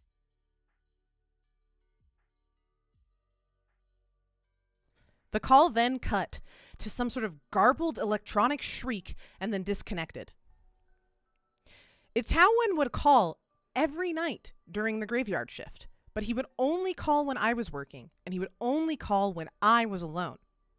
The letters sounded strangely and vaguely familiar to me, but I couldn't remember where I'd heard them before. He would always ask these morbid interview questions like what my biggest fears were or if I thought hell was real, and he would always disconnect shortly thereafter. I didn't think much of it at first, as Itawin was just a harmless prank caller like any other, but he was definitely more interesting. As the weeks went by, there was an epidemic of weirdness at the crisis center. Office supplies went missing from the storage room. The power would routinely go out at night, and people kept finding the door to the mini fridge where we keep our snacks wide open. The worst thing, though, was finding what looked like crowbar scuffs on the back of the door leading to the parking lot.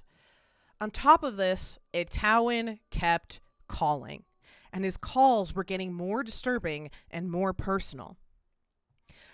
Alachua County Crisis Center, how can I help you? ETAOINSHRDLU.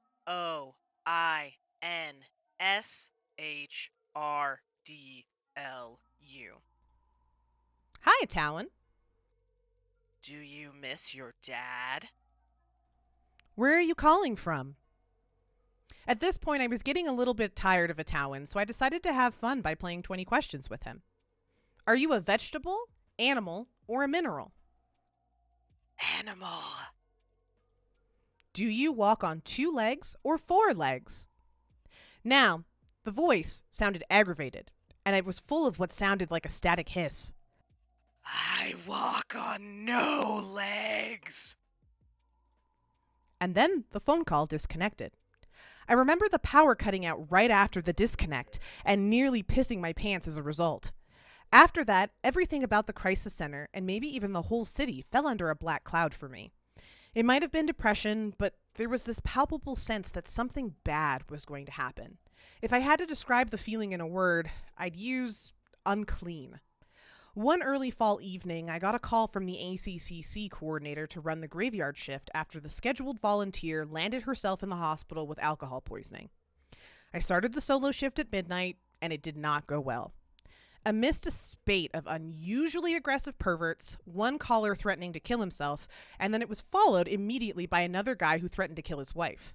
I kept hearing knocking sounds coming from the storage room. The power flickered on and off every 15 minutes, and 3 hours later, as faithful as ever, Itawin called. ETAOINSHRDLU. Hi, Itawin. Get out! Get out! Get out! Get out! The lights cut out.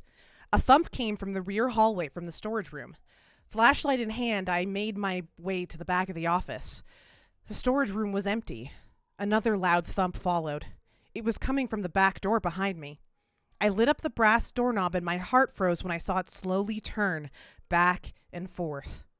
I spun around and bolted for the front door as the pounding grew louder behind me. I heard the whoosh of the back door swinging open as I sprinted into the parking lot. As I fumbled for the keys to my Pontiac, I saw a dark figure prowling the office, pausing to look at me through the front window. I nearly hit a lamppost as I jumped the curb and raced back to my apartment. I called the police, but they didn't see anything or find anything but a busted back door. Nothing was stolen, and Itawan never called back that day after. Days later, this happened. And there's a link to Thursday, marks the 20th anniversary of the Gainesville murders on cf13news.com.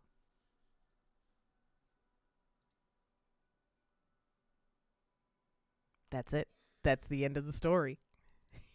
Ooh. Just drops a news clipping and ends. I like that one. I thought it was gonna go into being like a Russian number channel had dialed into the call center and was like slowly melting her brain or something.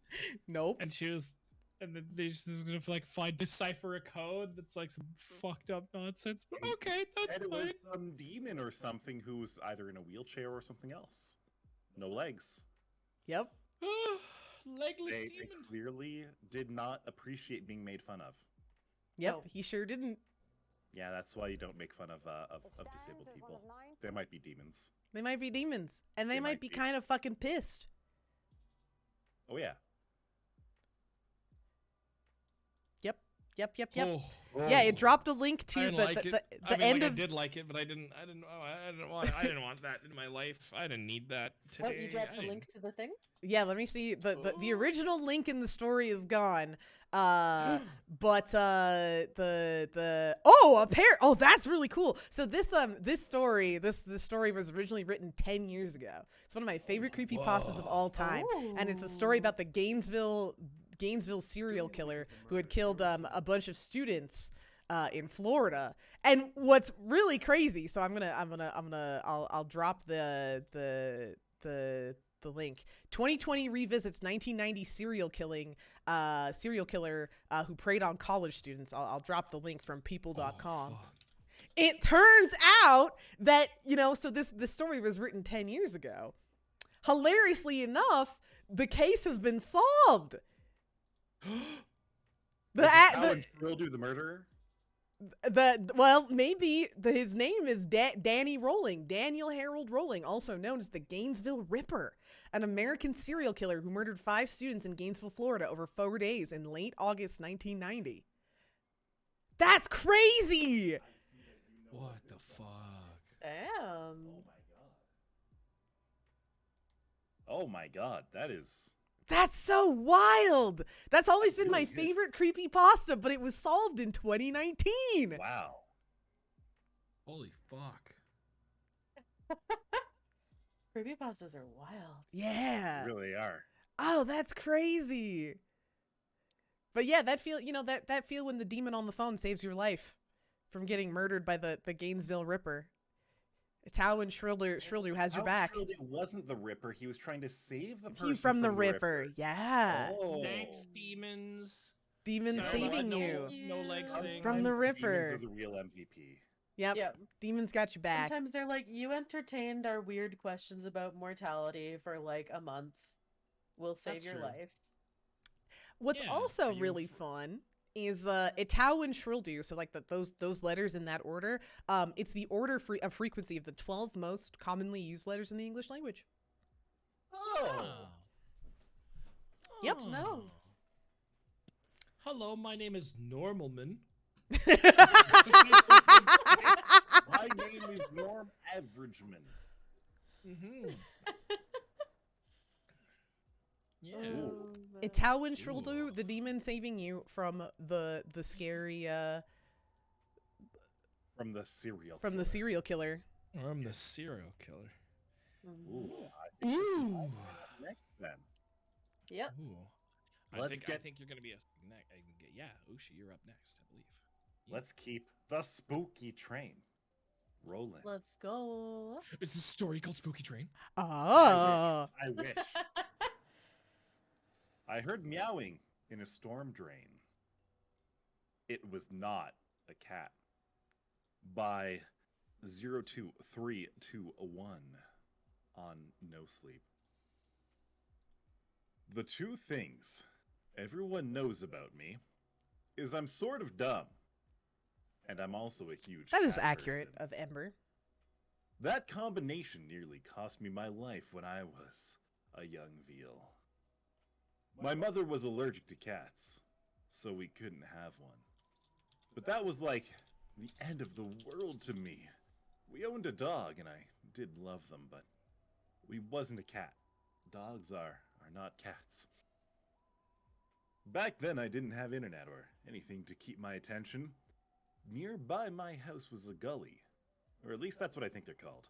It was a sloped down area in the woods by a road. A low stream ran through the bottom, and my mother warned me to stay away from that place. Some This is true. homeless and Dogs other aren't less cats. This is civilized true. people Take camped notes, out and Jet. spent time by We're the learning. stream. When you're a child, you think you're immortal, and your parents' warnings are nonsense. So I went to the gully to meet some friends to play. I was the first to arrive and alone. Finding a good stick, I started slashing and breaking branches, for lack of anything else to do. My friends never had a set time on meeting up. We just showed up at random, and sometimes others would be there. I found myself bored and alone. Hitting things with my stick would only hold my attention for so long. Off in the low water, I saw something bright orange near the opening of the storm drain it came from. Kicking off my shoes and rolling up my pants, I went to check to see what it was. In my mind, it was a goldfish someone released, which was plausible, but it was just a candy wrapper. I kicked at it, causing it to float downstream. In the past few weeks of that summer, I heard my mother's warning about scary people taking over the gully, and yet I hadn't seen anyone. A few days ago, my group of friends found a tent that looked like it was abandoned.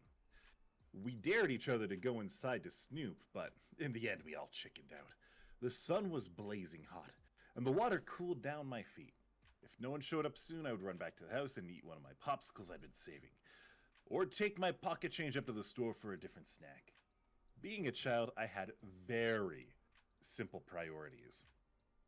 I was about to leave when I heard it. A sound coming from the open and dark storm drain. The city didn't put a grate over this one either because they didn't know it needed one, or because a grate would cause damage from blocking trash from flowing out. I strained to my ears, trying to listen if I really heard what I thought.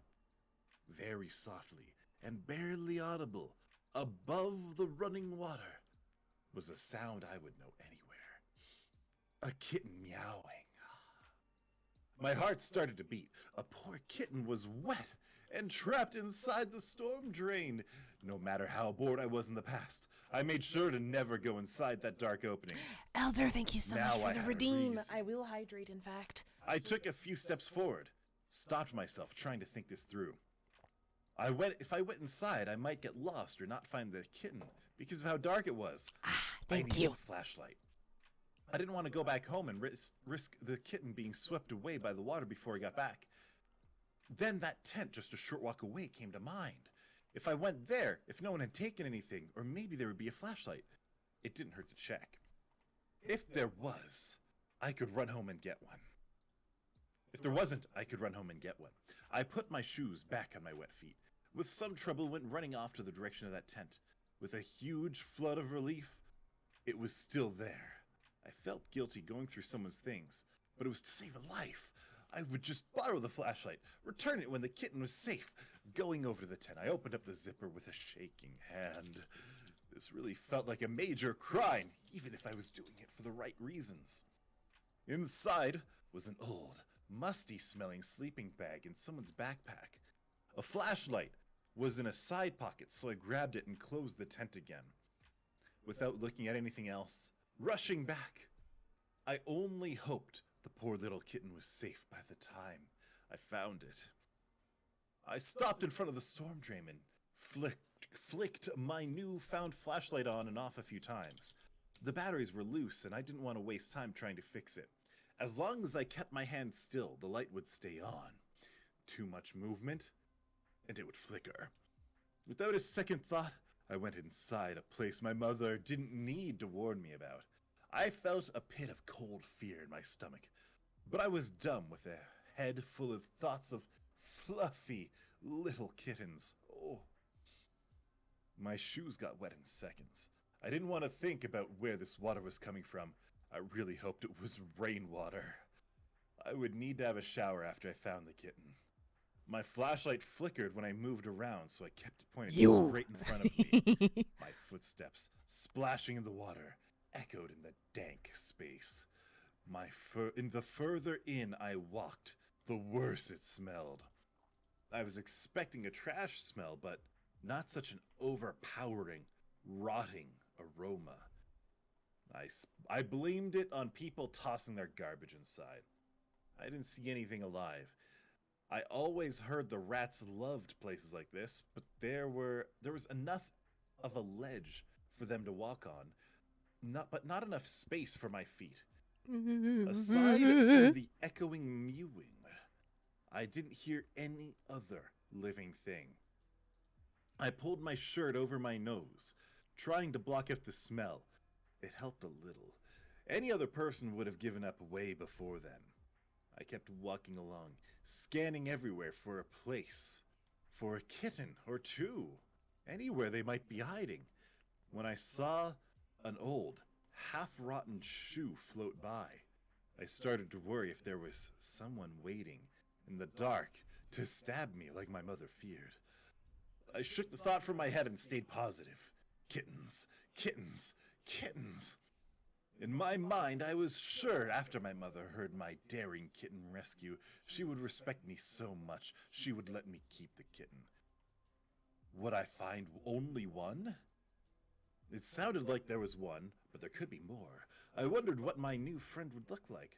I adored orange tabby cats, but any would do. Lost in my own thoughts, I walked pretty far along. The opening of the drain pipe was just a small dot of light, and I needed to rely on my flashlight to see it. It flickered, and I heard the mewing stop. I panicked, being in the dark for a few seconds, worrying if it was too late. Quickening my pace, I kept going. Until I tripped. I fell into the grimy water, getting something in my mouth. Ugh. I coughed it up, feeling like I was going to puke. Distracted from getting soaked in the water. Gross. Ugh. It took me a few minutes to find my flashlight to see what I tripped over. The light flickered, giving me a few brief glances, and my mind was slow to process it. It looked like a bundle of rags, but it was a person. I just tripped over a person on the ground in this disgusting water. My throat closed up and my blood felt like Same, ice. right? If it smells I just bad, I'm wanted fucking to outie. save the kitten. I didn't want to literally stumble over a dead body. I heard a groan, proving that this person wasn't dead yet, but he was going to be. Lifting his head up, he looked at me in the dim light shining on his face.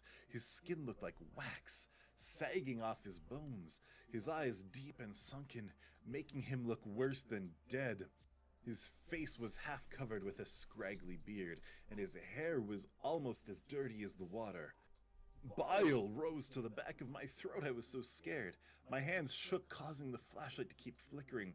I crab-walked backwards from the man as he lifted a very weak hand towards me.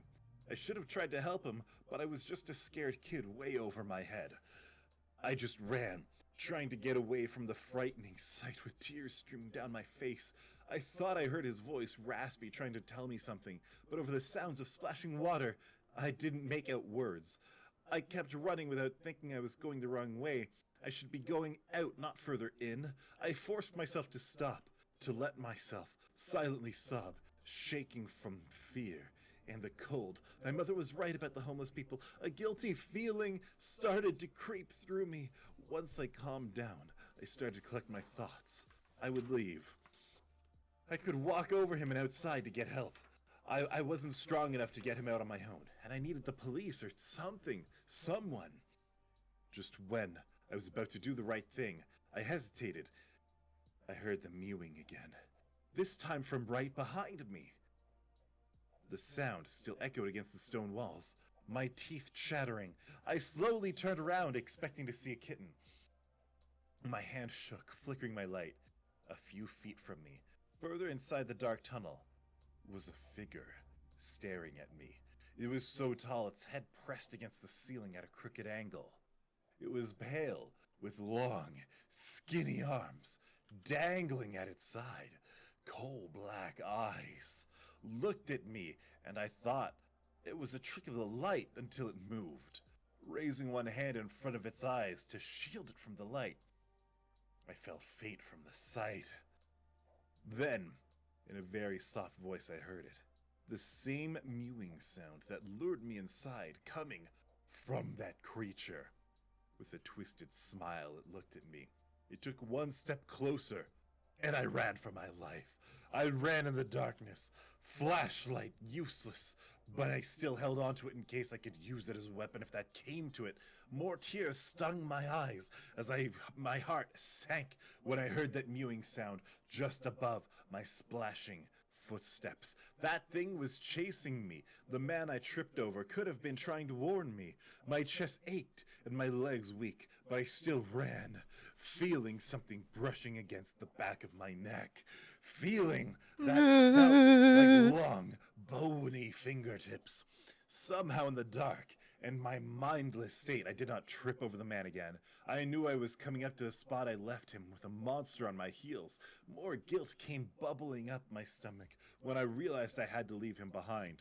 But his fate was much worse than just being left behind. I knew for certain what happened to that man because I heard it. The creature chasing me stumbled, crashing into the water. I heard a small cry of shock. Then the mewing of the creature stopped. The sounds of bones, cracking, cloth being ripped, reached my ears as I kept going. The man, in his weakened state, had had enough energy to cry and beg to be saved. I was sobbing by the time I saw the light and pushed my small body to the limit to get back into the hot sunlight.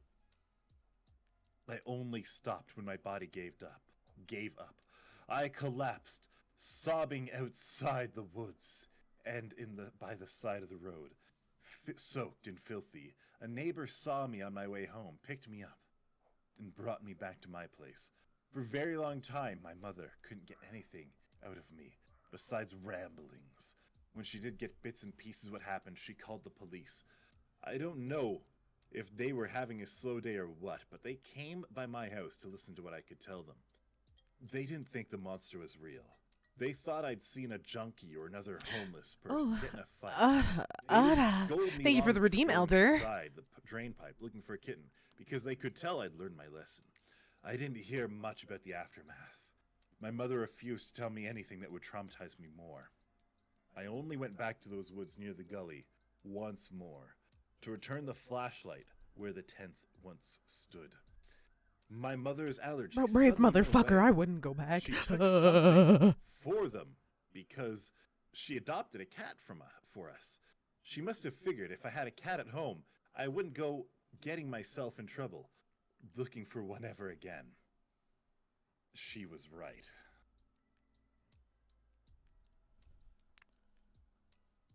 Ugh. Why did this motherfucker Saw- find Pennywise down there? Saw fucking Babadook, and Babadook ate the homeless man. Babadook was hungry and he said, ooh. He said, this smells Munch. off." He said, I Munch. mean, at least the kid got his cat. He did Yeah. get a cat in the end. You know what? It's every story you've got, always someone's gonna get sacrificed, huh? First Wendy, now homeless man's gotta get eaten. Why Don't someone was forget gonna Yeah. die, huh? the previous one. Don't forget Alice in Romeo's. Yeah, Oh, God. all y'all stories had to have people die horribly. Come on now. You know, casual What's going on? cannibalism, You know, human Diaz didn't sacrifice. technically Most of have the time- anyone You know, die, true. No one did technically died in mine. Tywin was kind of a hero in the end. I mean, The like, demon people was died okay. around the story, but... I mean, 5 other people died just Yeah, off screen. Off screen. This is true. yeah, They were off-screen deaths, so yeah. they're off exactly. screen, so it's fine. Off screen doesn't count. True. Oh. True. Off screen is Exactly. safe. True. No body Yeah. didn't die. Nobody didn't die. That's a double negative. That's how it works. If I don't see the body, you ain't dead. Yeah. You're making me. Yep. I'm getting a little. I'm getting a little shimmery. I'm getting a little shimmery. I forgot Yeah, the I'm big- getting a big- little. I'm getting a little jittery. Big time coward I was with all this stuff. And why don't You have like, a it is- you have a it healthy is fear. pure light outside, and I'm still like.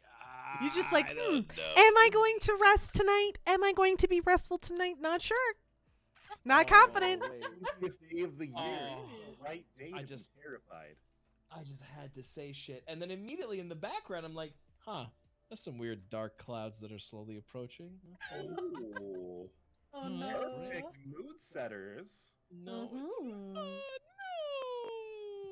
Romeo, a nicer story. All right. I Go back to Halloween. love Halloween. Last time we went to Halloween with Renee and we ended up in a fucking human sacrifice hole. Let's go. Uh-huh. Yeah. All right, Yeah. this one was posted 1 day ago by A. Vespertine. It's Oh, called it's new. Jack-o'-lantern men have been showing up in my neighborhood one at a time all month long. I don't think they're Halloween decorations. Nani? Uh-oh. Well, that doesn't bode well. Big swoop.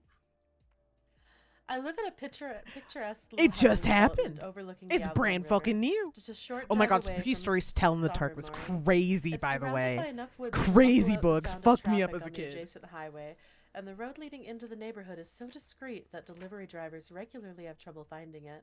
It always felt safe to me, secluded, an isolated little bubble that the rest of the world seemingly couldn't find even if they wanted to. But that changed on October 1st.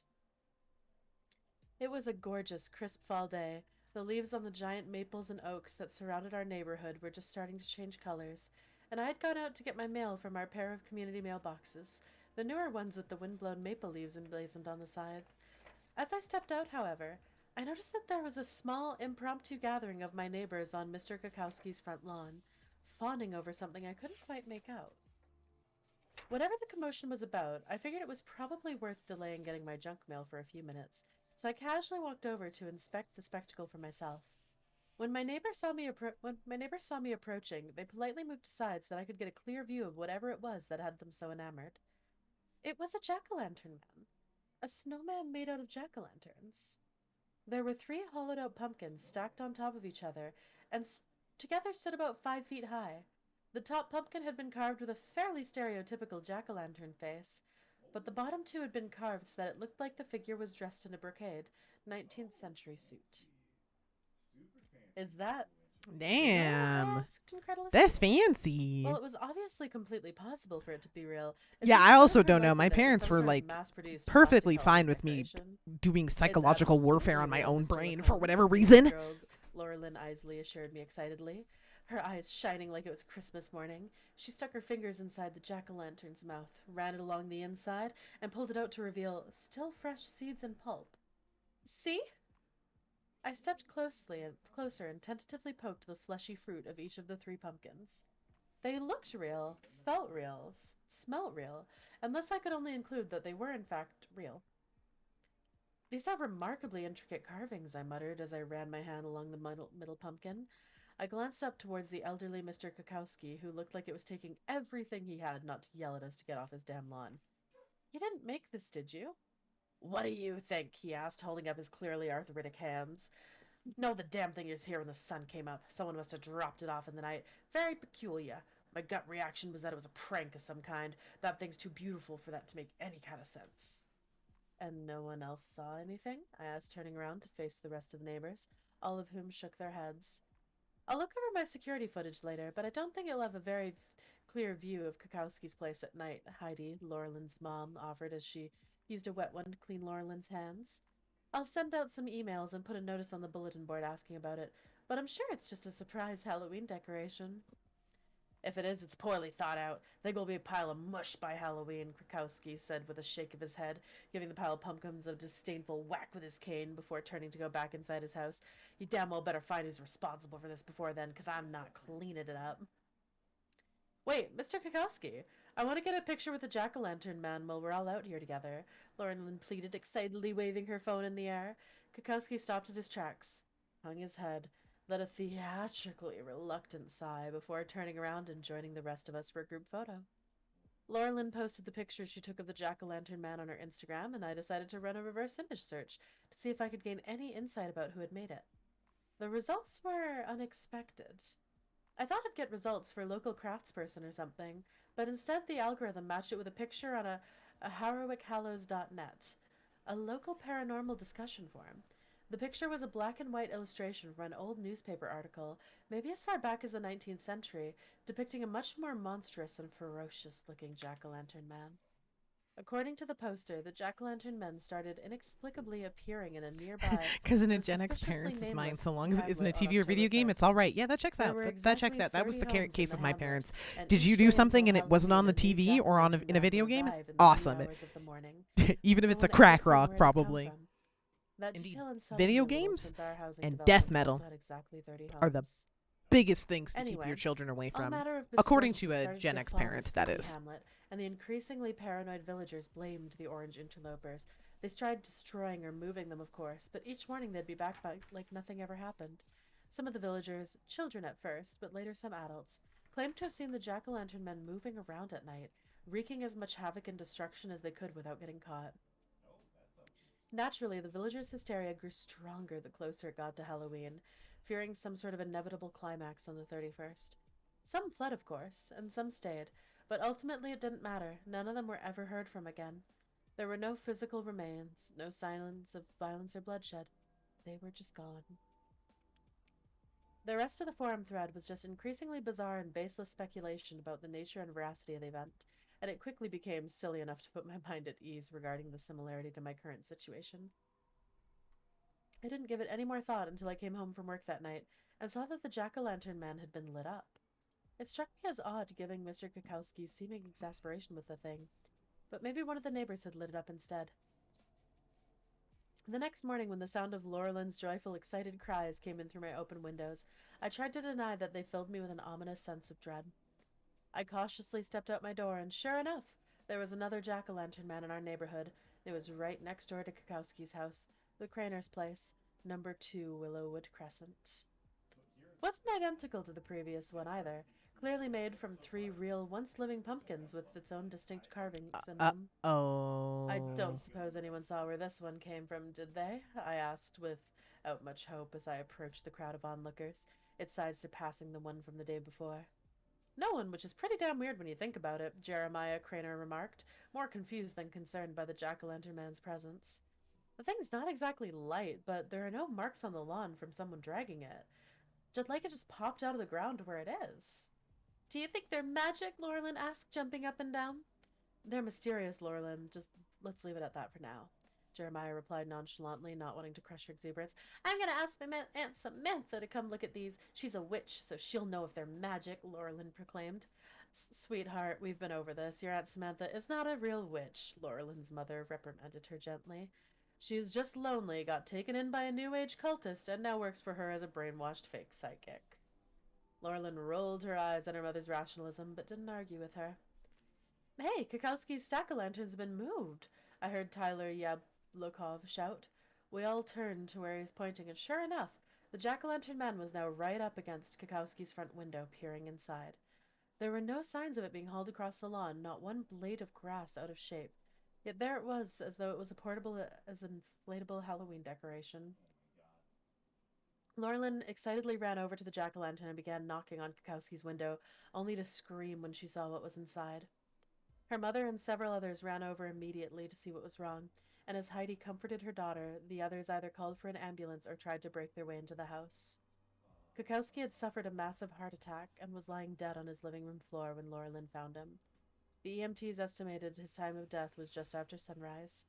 The prevailing theory among the neighborhood was that the sight of the jack-o'-lantern man at his window had been what triggered the heart attack, and most of us wanted to know who was responsible for it.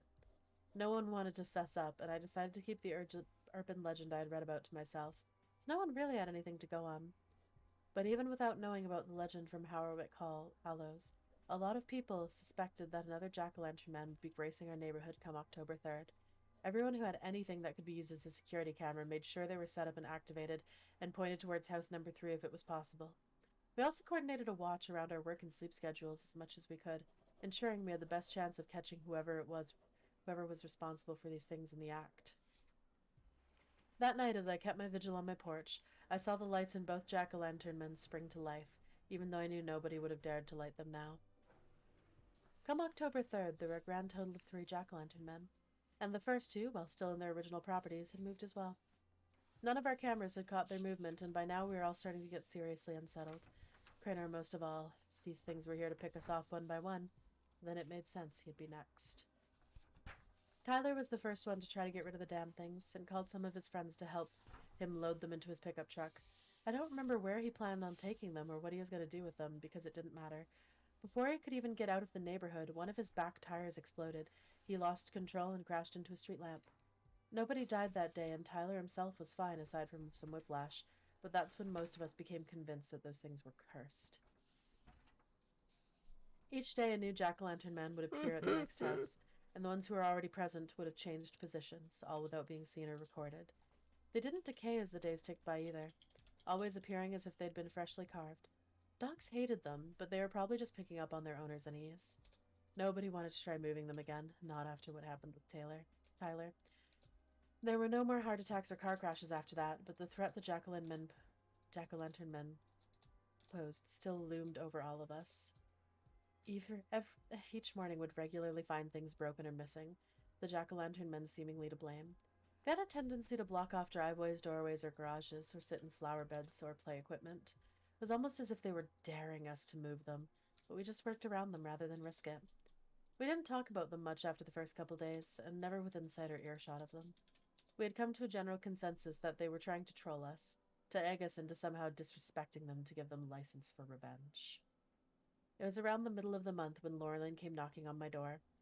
When I answered her, I found her standing next to a woman with long red hair, clad in a long red dress and cloak with a pentagram necklace and triple moon belt buckle on prominent display. I'm gonna go out on a limb here and guess you're her Aunt Samantha, I presumed? Yes, that's right. I'm Samantha Sumner. I'm a metaphysical counselor and spiritual wellness advisor at Eden of Esoterica in town. She spoke competently, as if there were actually value. Oh, in that did not credentials. post in chat It wasn't properly. hard to see why Fuck Laurelyn's me. mother had described her as a L. brainwashed fake psychic. Laurelyn asked me to stop by and take a look at the jack-o'-lantern entities that had been manifesting in your neighborhood.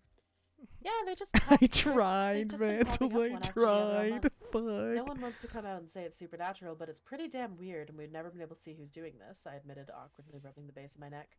Well, I can confirm for you that the jack-o'-lantern entities are definitely paranormal, she said with confidence. I've been honing my clairvoyance for the past 3 years, and there's no doubt in my mind that these jack-o'-lanterns are serving as earthly bindings for some manner of non-human spirits.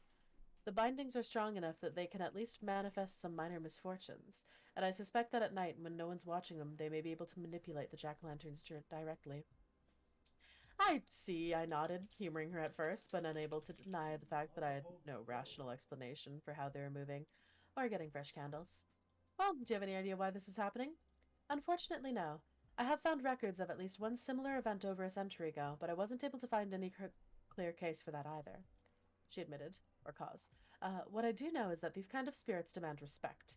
Don't try to move or damage them, and they'll have no cause to retaliate. You can also buy some goodwill with a token sacrifice, like a coin or a piece of candy. Aunt Samantha and I have already fed Halloween candy to each of the jack-o'-lanterns that are already here, and I'll feed any new ones to try and keep them from hurting anyone else, Laurelyn said doggedly. She was clearly still shaken by Kakowski's death.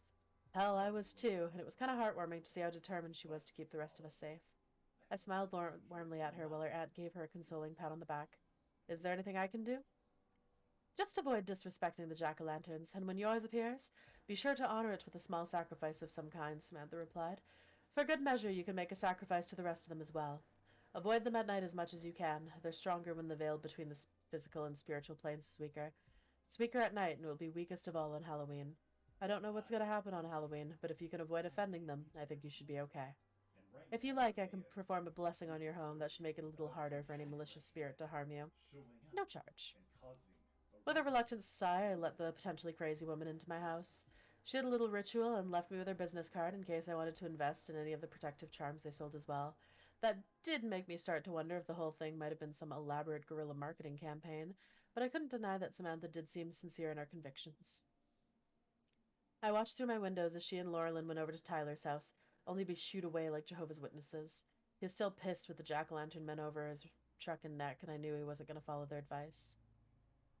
Somehow, that gave me a very uneasy feeling in the pit of my stomach. The next day I, and probably everyone else in the neighborhood, was woken up by the sounds of Tyler's cursing. He had gotten his jack-o'-lantern man and had appeared on the roof of his truck. It seemed they had finally crossed a line that one of us couldn't abide by, and I watched helplessly as an enraged Tyler climbed up into the back of his pickup truck and furiously shoved the jack-o'-lantern man onto the asphalt below. Uh-oh. Cracked, but Also, hi, largely remained Tarneg. intact, I knew which you were the Tyler devil and apparently evil thought was dear. a Oh, treat too yes, good for confirmed. him. It's true. He It is grabbed what I confirmed and think was a true. monkey wrench Also, from the my toolbox title in says his truck Ember and just started Ushi. Let me pulverizing fix the that. thing, Let me fix stomping that. its Thank you. hide until it was mush. Amber space Ushi. He was so engrossed in not his vengeance that that he many didn't notice oohs when the parking in brake the to his truck Uwushi. suddenly gave out, and it started rolling But yes, down I am into Clyde the driveway. demon and I am the I devil. watched as it Correct. swerved, Very seemingly true. without cause, and crashed into an electrical pole. I'm not a physicist, but there's no way that truck was moving with enough kinetic energy to topple that pole. And yet somehow, that's exactly what happened. I heard it snap like a tree from a bolt of lightning and saw it fall forward into Tyler's house. Taut power lines snapped and flailed about wildly. It started a fire that would burn Tyler's house to the ground. Even in broad daylight, the smoke and flames from that inferno could be seen for miles. Tyler was devastated, of course, but more than that, he was terrified. A lot of us were terrified. We had no reason to think that burning down Tyler's house would be enough to sate the jack-o'-lantern men's need for revenge. For all we knew, Tyler was a dead man, and we might be next. The day after the house fire, Tyler's jack-o'-lantern man was in one piece again, holding a marshmallow on a stick over the still smoldering rubble. A lot of us decided to leave the neighborhood after that, at least until after Halloween, but not me. I honestly didn't think running away would do any good, and if anything, I'd just be putting innocent bystanders Where's in my danger. angle? I could stayed, be. placing Listen, spare I change could be into the your mouths of angle each or and your every devil. jack-o'-lantern man, exactly as Samantha had said. Today, October 30th, the last of the jack-o'-lantern men appeared, and it appeared on my lawn.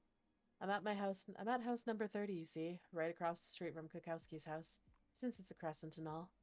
I slowly pulled back my curtains, knowing it would be there, but dreading the confirmation nonetheless. It was the worst one so far. It was bigger, too. Bigger than I was in both height and girth.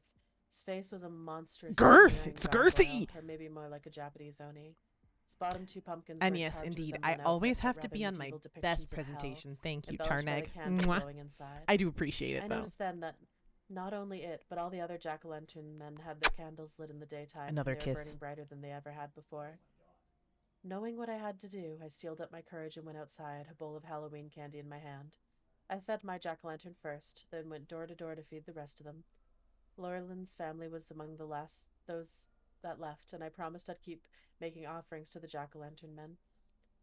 I fortified my house a little, but what happened to Tyler's place is proof that won't stop them. I can only hope that we've managed to appease them. They're all here now, all 30 of them. They've got one night left to do whatever it is they're going to do.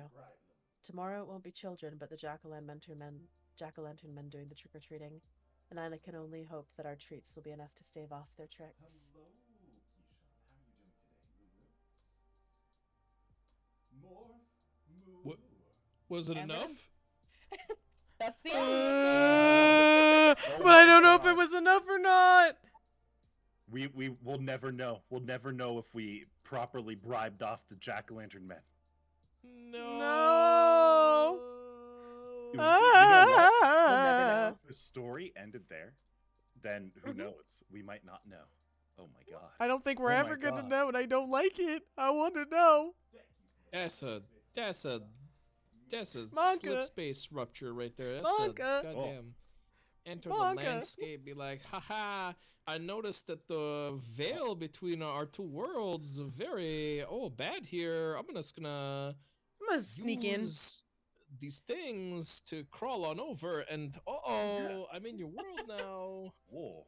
Hey-oh! Dicking around. I just love the Oh. one pumpkin that's just like roasting a marshmallow over the smoldering rains of his house. Like, He's just Oh like my god. he's like you. hee. Fuck this earth. I don't want to We be did- on it. See that? We did that. We made the fire.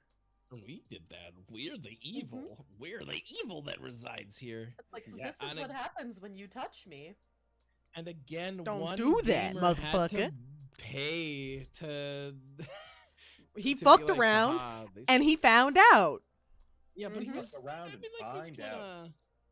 Oh, the He's old kinda man older. didn't fuck around. Oh yeah, Yeah, the old man did Zelda. not fuck The old man around. was just Fucked around and found old. out. Tyler, Yeah. Tyler fucked around and found out. Absolutely.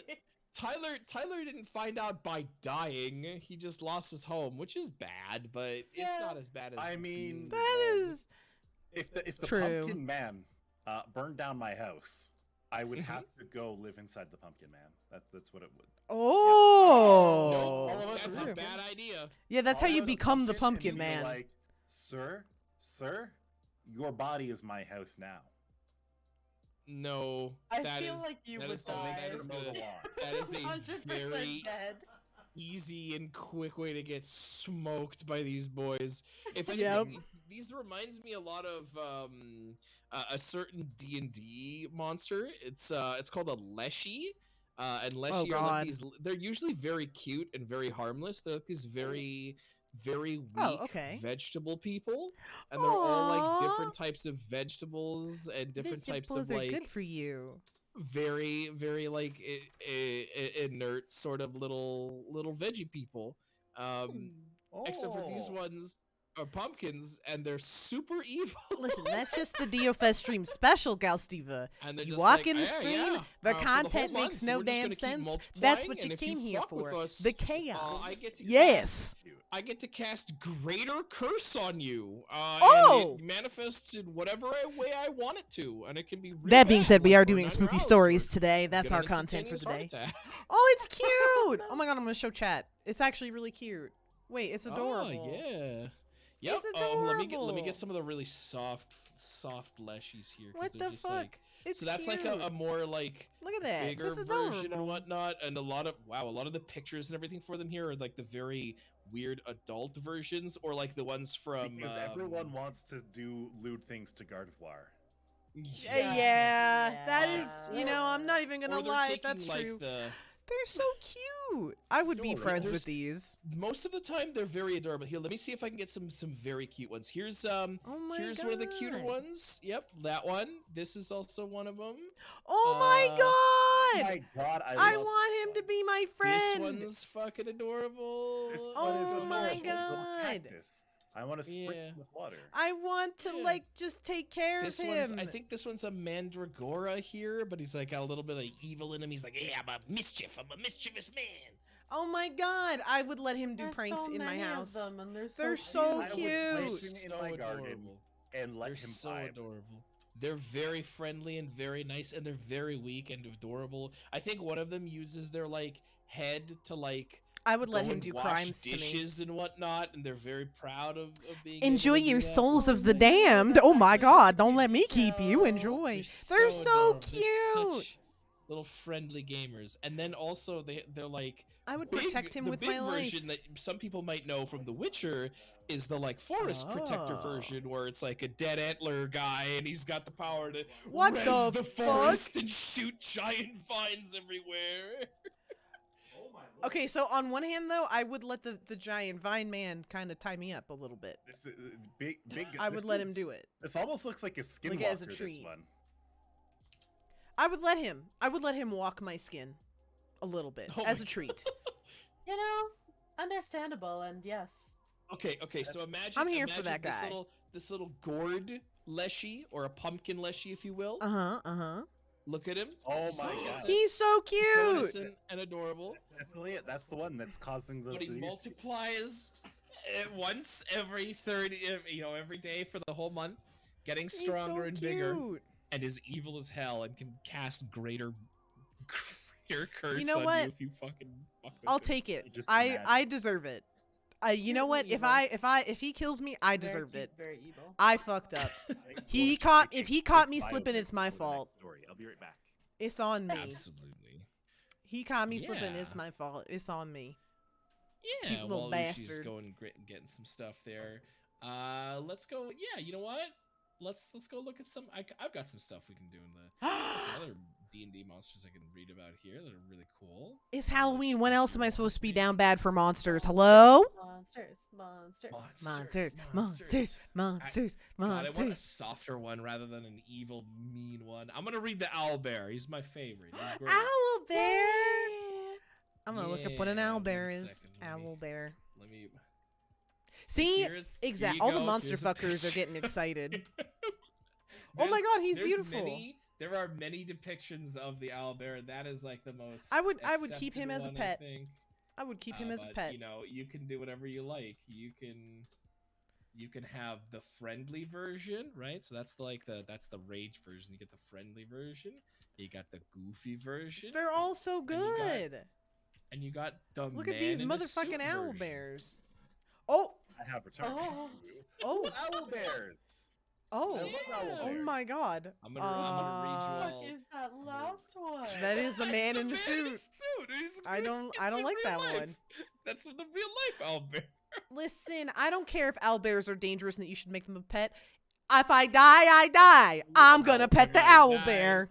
I died. I think it was Dev who rolled 3 nat 20s in a row to try to get an owlbear as a pet with Hannah. Let's and go.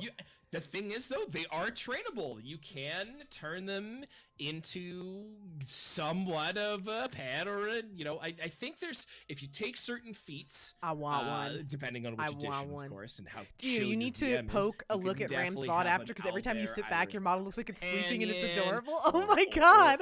a mound, I'm definitely which gonna would have be to very check that cool. out. I think that'd be Oh my God. hilarious to ride into battle. I would yeah. want an owl bear in my party. I look like I'm I taking want a them as nap. a party member. I would want them to Familiar come for to a the druid? tavern See, with that me. would be good. I That would be want them to good. have Yeah, my yeah, back yeah. When some I'll ask. some guy is like, I'm angry and I'm going to fight you now, and then I'm like, yeah, but you'll have to fight me and my buddy. And then the Exactly. owlbear will Can stand druids up have them as a after the rough. familiar? Is that Yeah. allowed? It's there's some difficulties. For Why instance, Okay. when you can have them as a friend. So can have you're a saying you're not saying it Why- can't be Why done. a familiar when a fellow player could just be one and Yes. you could just chill and You can.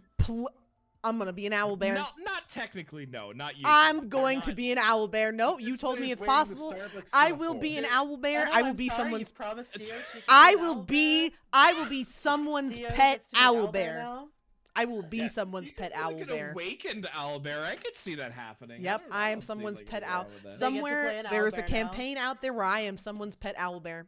It has Be been an spoken owl into bear. existence. Put all your stat points into charisma so that you can convince people that you're not a bear. Yes, the old tale of Mr. Barrington. with Yes, Barrington. Mr. Barrington, the regular bear classic. with immense bluff and diplomacy skills, who would go around and speak only bear, but have such a high skill and good rules that he would convince people he was a dapper gentleman and not a Yep, bear at and all. not a bear, not a Except bear in for one disguise. guy who was like, "That's a fucking bear. That's Oh, a bear." I'm so sorry, Sir Barrington. This knave shall be ejected from the premises immediately.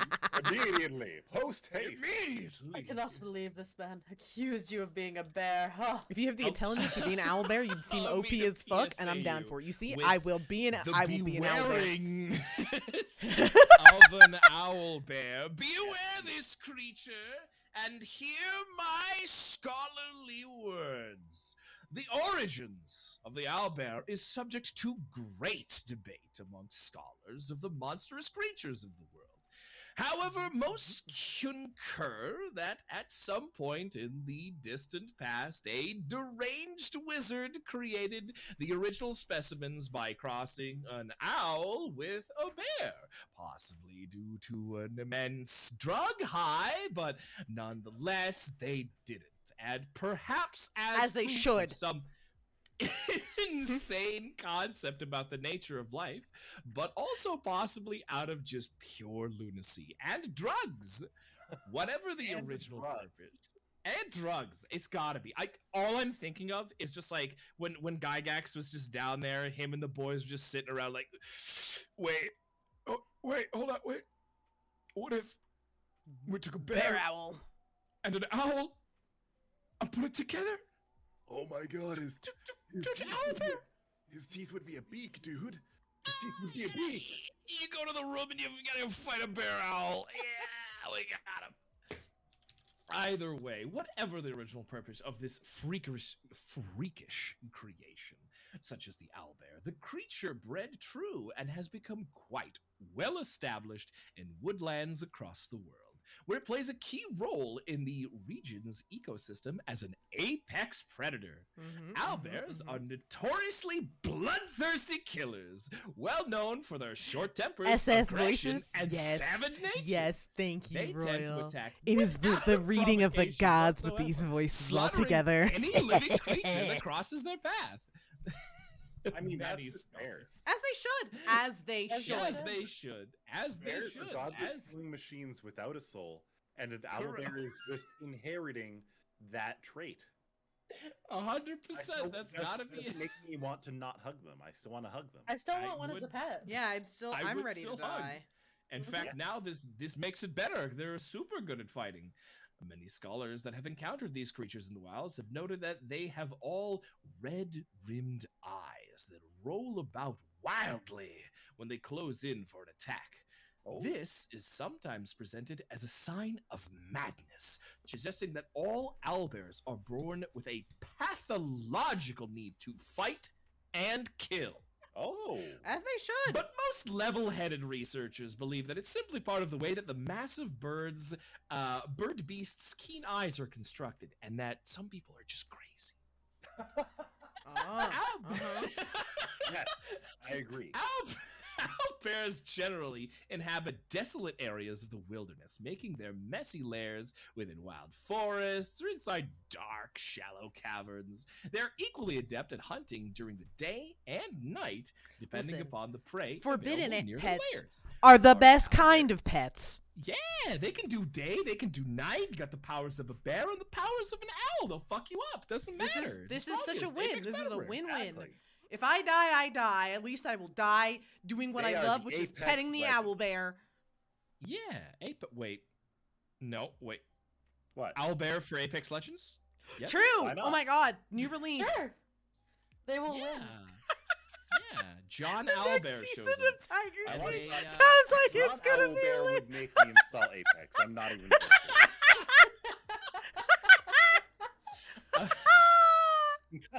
Yes. Adult owlbears live in mated pairs and hunt in small groups, leaving their Oh. young behind in their lairs while they search for prey. Typical owlbear lair contains about 1d6 juvenile, which can fetch a price of about 3,000 apiece in many city markets. I'm just saying, you know what I'm talking Oh about. my here. god. While it is considered impossible to truly domesticate owlbears due to their feral natures, they can still be used as guardians if contained within an Ah. area, but allowed to roam and hunt freely there. Professional animal trainers charge about 2,000 goals to rear and or train an owlbear into a serviceable guardian that can obey simple commands. A full-grown male owlbear can stand 8 feet tall and weighs 1,500 pounds roughly. And that is your general feed of why you should stay away from the deadly and dangerous owlbear. But I want to hug. I'm gonna pet it. No. I'm gonna They pet also it. have We go into several- the lair. We 2,000 kidnap gold? 6 babies. Can I pay we each 2,000 keep gold one, and then get then we unlimited sell the owlbear rest. hugs? Do you have any idea the level of rage that would encompassingly? I'm gonna pet like, it. It's gonna be my pet. I will I'm gonna die pet it. That happy. baby's mine now. Yes. I will die.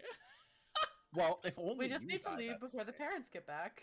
Just, Fine. just Worth get it. out of there. It'll be worth Just it. get out of it. It'll be worth it. I would also like to mention that owlbears are not just because of the nature of Wizard did it. You also gain access to not just an owlbear, but a variety of owlbears. for there is the I want the Arctic slime owlbears owlbear. capable living in the winter. The pale owlbear that has weird tremor sense and night vision and is immune to charm magic. The Fruce owlbear that have hollow bones and can fly really badly. The Wake up, great babe! New owlbear just dropped. Imagining one like half-heartedly like flying at you aggressively. He's doing his Where best. it's half menacing and also like, oh god, if it catches me, I'm fucked. Yes. Oh no, if you weigh more than 50 pounds, it immediately has to land and cannot pick you up. It has hollow bones and is very, very bad at flying. Very also- bad. Challenge them to an arm wrestling match. They come in great hooked clawed owlbears that have omega claws that allow them to burrow also. So now Oh they my can God. burrow. They have the screaming owlbears, which are native to the plane of Pandemonium, screamers. the maelstrom, if you will, that gain a sonic screech move that can shatter your eardrums. Oh, wonderful. Oh, Great. Orcs, I love uh, ketchup coming from my orcs ears. Are probably My some of the favorite scariest topping. motherfuckers because they actually are able to full-on train owlbears as mounts, turning them into siege owlbears through a series of alchemically and magically infused meat given to an owlbear at birth. They are able to make them larger, scarier, and more violent than any other form of owlbear that Ooh. exists in the The world. vitamin C helps them. Yes, indeed. They inject Ah. extra blood in their blood stakes. and Blood this for the makes blood owlbear- bear. Yeah, they make some very good. There's slime owlbears that are just Oh, coated in green slime. That's it. You That's know, the description. coated? They're not just like actual. They haven't Nope, turned into actual they're not slimes, slime just monsters. coated? They're not oozes. They're not oozes. They Oh. just have Ah. some slime on them. It's just a little bit of Ew. slime on Just them. a little bit of slime as a treat. I don't That's want to all hug that them is needed. I don't want to hug that one. To gain the title of slime owlbear, there's sloth owlbears, which are That sounds adorable. Yes. very lazy. Aww. They're I much want slower one. than normal, but can climb at a extremely slow pace. That's adorable. I I want 10. And of course, spectral owlbears, the Oh. ghost version of owlbears. Let's go, that live ghosts. On the ethereal plane, made of stars and matter, and Yes. living in giant, cool little constellations and all this neat Yes. stuff. Can, It's can cool. one of them haunt me? Yes. Sure. Yeah. Yeah. I want yeah. one. I want Put one them to bed. as a pet forever. Yes. Yeah. I want to sleep on I one. deserve Imagine one. how soft their fur must be. It's I, gotta be I, the soft. I want want to to sleep pet on a it. sloth owl bear. Yes. But now that I've done a cute creature, if you'd like, I can do a scary one, or we can just have Dio go. What do you wanna do? I do Let's have a get on to story. the next story. I yeah. do have a story. All right. Dio's Let got me a story. let me Dio pull up has a this story. story. God. Let's go. Oh I think my you. god. I think you all. I'm Oh my excited. God! They're eating me, and they're eating him, and they're gonna. Wait, I said that wrong. Oh Ah! my god. Good Trolls enough. 2 is a movie. It is a movie. It is a movie. Dun, Oh, dun, oh! dun. There's a question I from would chat. call it a Are film. owl bears shepherds Cinema, who if you sell their will. fur and feathers? I like that. That's a cute little poem there. Yeah. I sure, like why that. not? I'm down There- for there- it. There definitely could be. You could have Yeah. like a shepherd who shepherds owlbears. That would I be can't- I don't see so. why not. That would be me. I will be that shepherd. That being Yeah. said, this next story will make you seek the shepherd, the Lord, the Lord shepherd. Uh-oh. The story is titled "White with Red," Oh. which I mean Okay. that can only mean a couple of things, right? Cookies and cream? Betty's and cream. I wish. A man went to a hotel and walked up to the front desk to check in. The woman at the desk gave him his key and told him that on the way to his room there was a door with no number that was locked and no one was allowed inside. She explained that it was a storeroom and that it was out of bounds. She reminded him of this several times before allowing him upstairs. So he followed the instructions of the woman at the front desk, going straight to his room and going directly to bed. However, the insistence of the woman had piqued his curiosity a little bit. So the next night, he walked down the hall to the door and tried the handle. Sure enough, as promised, it was locked. He bent down and looked through the wide keyhole. Cold air passed through it, chilling his eye. What he saw was a hotel bedroom, just like his, and in the corner was a woman whose skin was incredibly pale. She was leaning her head against the wall, facing away from the door. He stared in confusion for a while. Was this a celebrity, the owner's daughter? He almost knocked on the door out of curiosity, but ultimately decided not to. As he was still looking, the woman turned sharply and jumped back from the door. Hoping she would not suspect that he had been spying on her, he crept away from the door and returned to his room. The next day, he returned to the door and once again looked through the wide keyhole. This time, all he saw was redness. He couldn't make out anything besides this distinct red color, unmoving. Perhaps the inhabitants of the room had known he was spying the night before and had blocked the keyhole with something red. He felt embarrassed that he had made the woman so uncomfortable, and he hoped she had not made a complaint to the woman at the front desk. At this point, he decided to consult the concierge for more information. She sighed when he approached and said, "Did you look through the keyhole?" The man told her that, well, I might as well tell you the story of what happened The man told her, and she replied, well, I might as well tell you the story of what had happened in that room. A long time ago, a man murdered his wife in there, and we find that even now, anyone who stays in there gets very uncomfortable. But these people weren't ordinary. They were white all over, except for their eyes, which were red. I love that one. I've heard that one before. I love that one. A classic. A classic. I love that one. A classic. Do not gaze into the Power. abyss, for it is the abyss who will gaze back into you. Smile. Yee. Smile. Smile. Well, Yes. Yep. A Mhm. wonderful, beautiful, short classic. It really is. So good. Oh. Did Will she have you another? I do? I Another. do. Another. another. Mm. This one. I need to ask all of your chats. There's something about this one, and you will know it when I say it. I demand. I pray. Spam it when you hear it. It's important. Okay. Everybody It follow started. the instructions. It started instantly enough. I was reading on the bed while my boyfriend, Charlie, was playing on the computer with his friends. I don't play many games, so it's interesting to listen to the things he says to his friends, even if terminology goes over my head sometimes. There'll be moments when I'll be focusing on something, and he'll just spout off words that sound extraterrestrial. I'll just laugh it off and continue with what I was doing. It wasn't my thing, but he enjoyed it, and it wasn't hurting anyone, initially. Like I said, I had my nose between the pages, reading about various armchair philosophies, as Charlie raved on in the background, playing Call of Duty, I think. He had won a match and swiveled his chair to face me, like a dog when they did a trick right.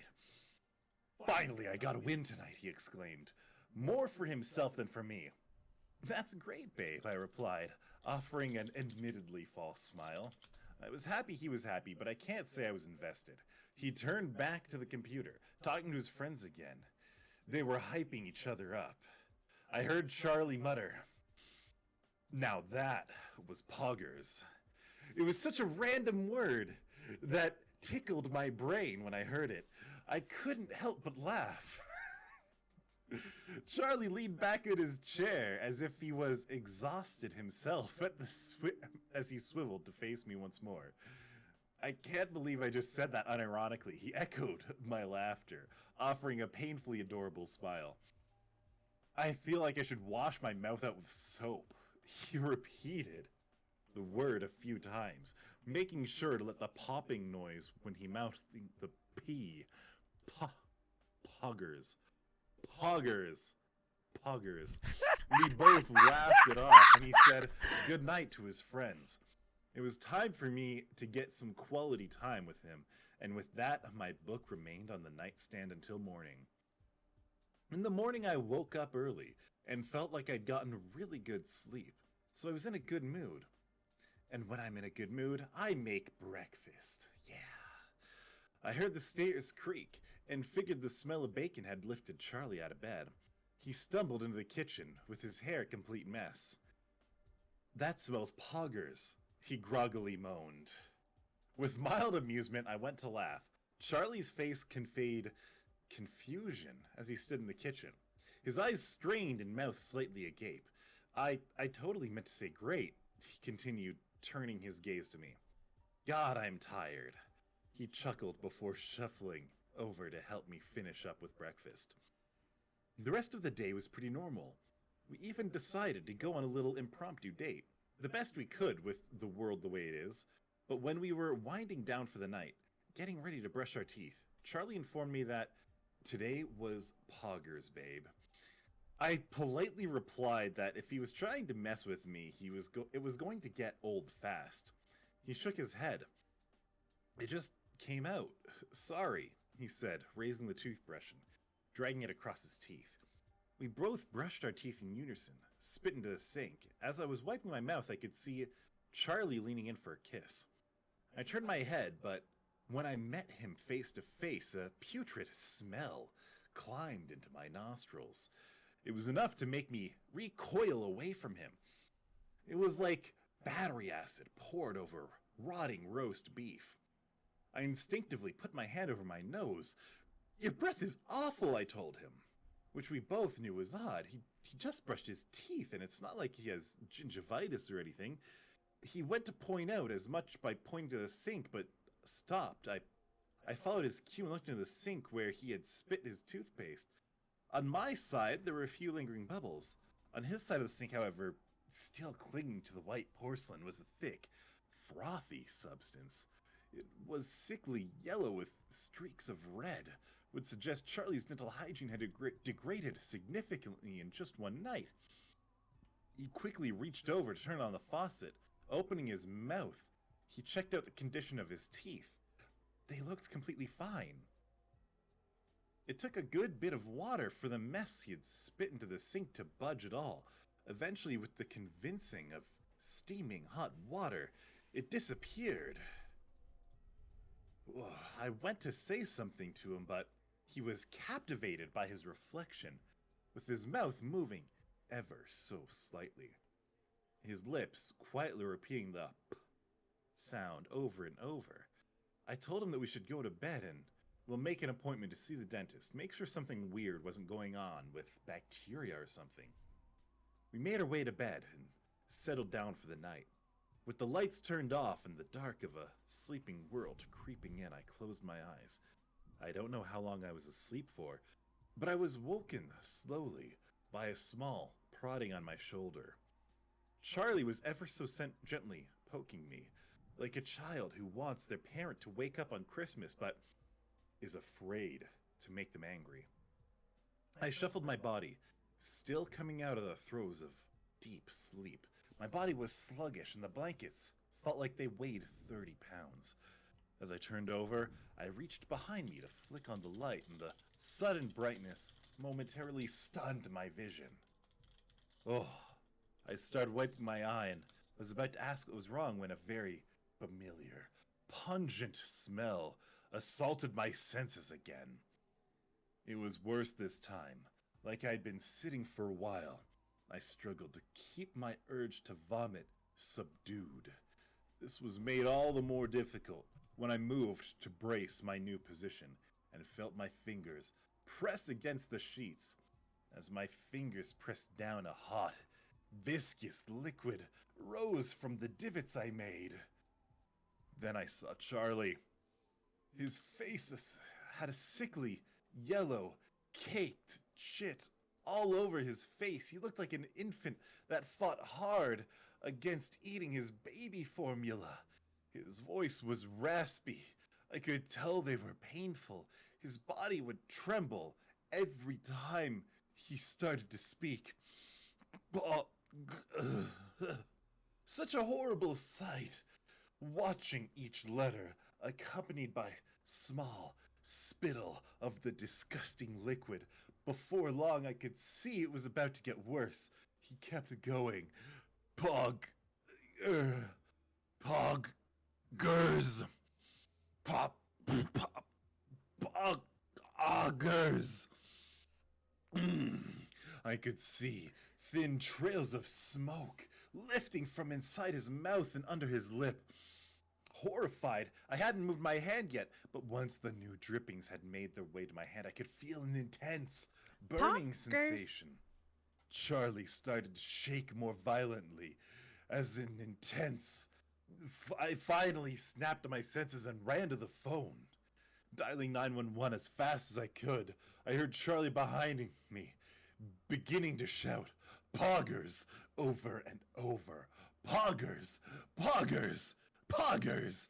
I could just barely imagine the molten ooze spewing from his mouth like Yellowstone as he attempted to clear his mouth of the heat. I hadn't known what to even say to the operator, so I told the lady he had severe burns and trouble breathing. Keeping the phone off the hook as the operator confirmed that an ambulance was on the way, I made my way back to Charlie. It was so much worse than I first saw. The blankets on the bed, where he was facing away from me, were soaked. The liquid had saturated the sheets and the bed to the point where they were dripping onto the hardwood. Plumes of smoke rose from the hardwood, threatening to bore right through the floor, but it wasn't my biggest concern. I couldn't help but picture Charlie laying there all night, saying that stupid word over and over, suffering, but not wanting to disturb me. He looked so weak. I don't know what that fluid was, but it was taking all the nutrients Charlie needed to function with it. The whites of his eyes were beginning to stain yellow like a smoker's walls, and his skin was so visibly dry, I thought he was going to start molting. He barely recognized the man I knew as he rose from the bed, shambling to his feet. It looked like some cheesy zombie flick with a small budget, but seeing it in person, happening in it to someone I loved, it was so painful and scary. I started to worry about my safety as he got closer to me, the same yellow substance dropping from his slack jaw. His eyes were so different. I felt as though he couldn't even see me. He was just heading towards something. Poggers, a whisper came from his mouth. Well-formed letters, unfettered by the slob, dwelling in his mouth. The voice was ethereal. It didn't even sound like Charlie anymore. Before Charlie closed in, I saw the sanctity of blue and red lights flashing beyond our bedroom window. Quickly, I ran to the front door, letting the paramedics in, trying to explain to them what was going on as we headed back up the stairs. Charlie looked so weak, but it took 3 of them to subdue him as he fought back. His grotesque saliva burning holes in their clothing, though I don't think they noticed. They made it apparent that I wasn't allowed to go with him, as they loaded him to the back of the ambulance. As they drove away, leaving me to my own devices, I could see one of the paramedics pressing a needle into Charlie's neck. And with that, he was gone. I was left standing there, alone, in the dark. Eventually, I made it back upstairs and started cleaning up the mess. Luckily, the piles of bile no longer burned on contact, though the texture was still enough to make me wince. I didn't think there was a point washing away anything, so I just pulled the bed with all its covers out to the alley and rested them against the garage. I didn't sleep that night. I was so out of it I almost didn't hear the phone ringing. Someone from the hospital was telling me I could visit. I was there in no time, while looking at Charlie, who was still pretty heavily sedated, but conscious. I asked the doctor if Charlie had said anything yet. The doctor said it would be difficult for Charlie to speak as he had chewed through his tongue during the night. Looking at my boyfriend, I could see that even under sedation, his jaw was moving up and down, his lips pursed and contorted, as if trying to speak. However, with the drugs and the lack of a tongue, all that came out of his mouth were a small whistle of air. As I stared at Charlie, I heard something behind me, a commotion caused by another person being rushed to the ER. Turning around, I saw one of the paramedics that had helped Charlie get into the ambulance, rushing down the hall. So many people were talking at once. I'm so sure I must have been the only one to hear it. The ambulance drivers speaking low, the muttering of their voices, the chaos of the chirping machinery. This is not pause.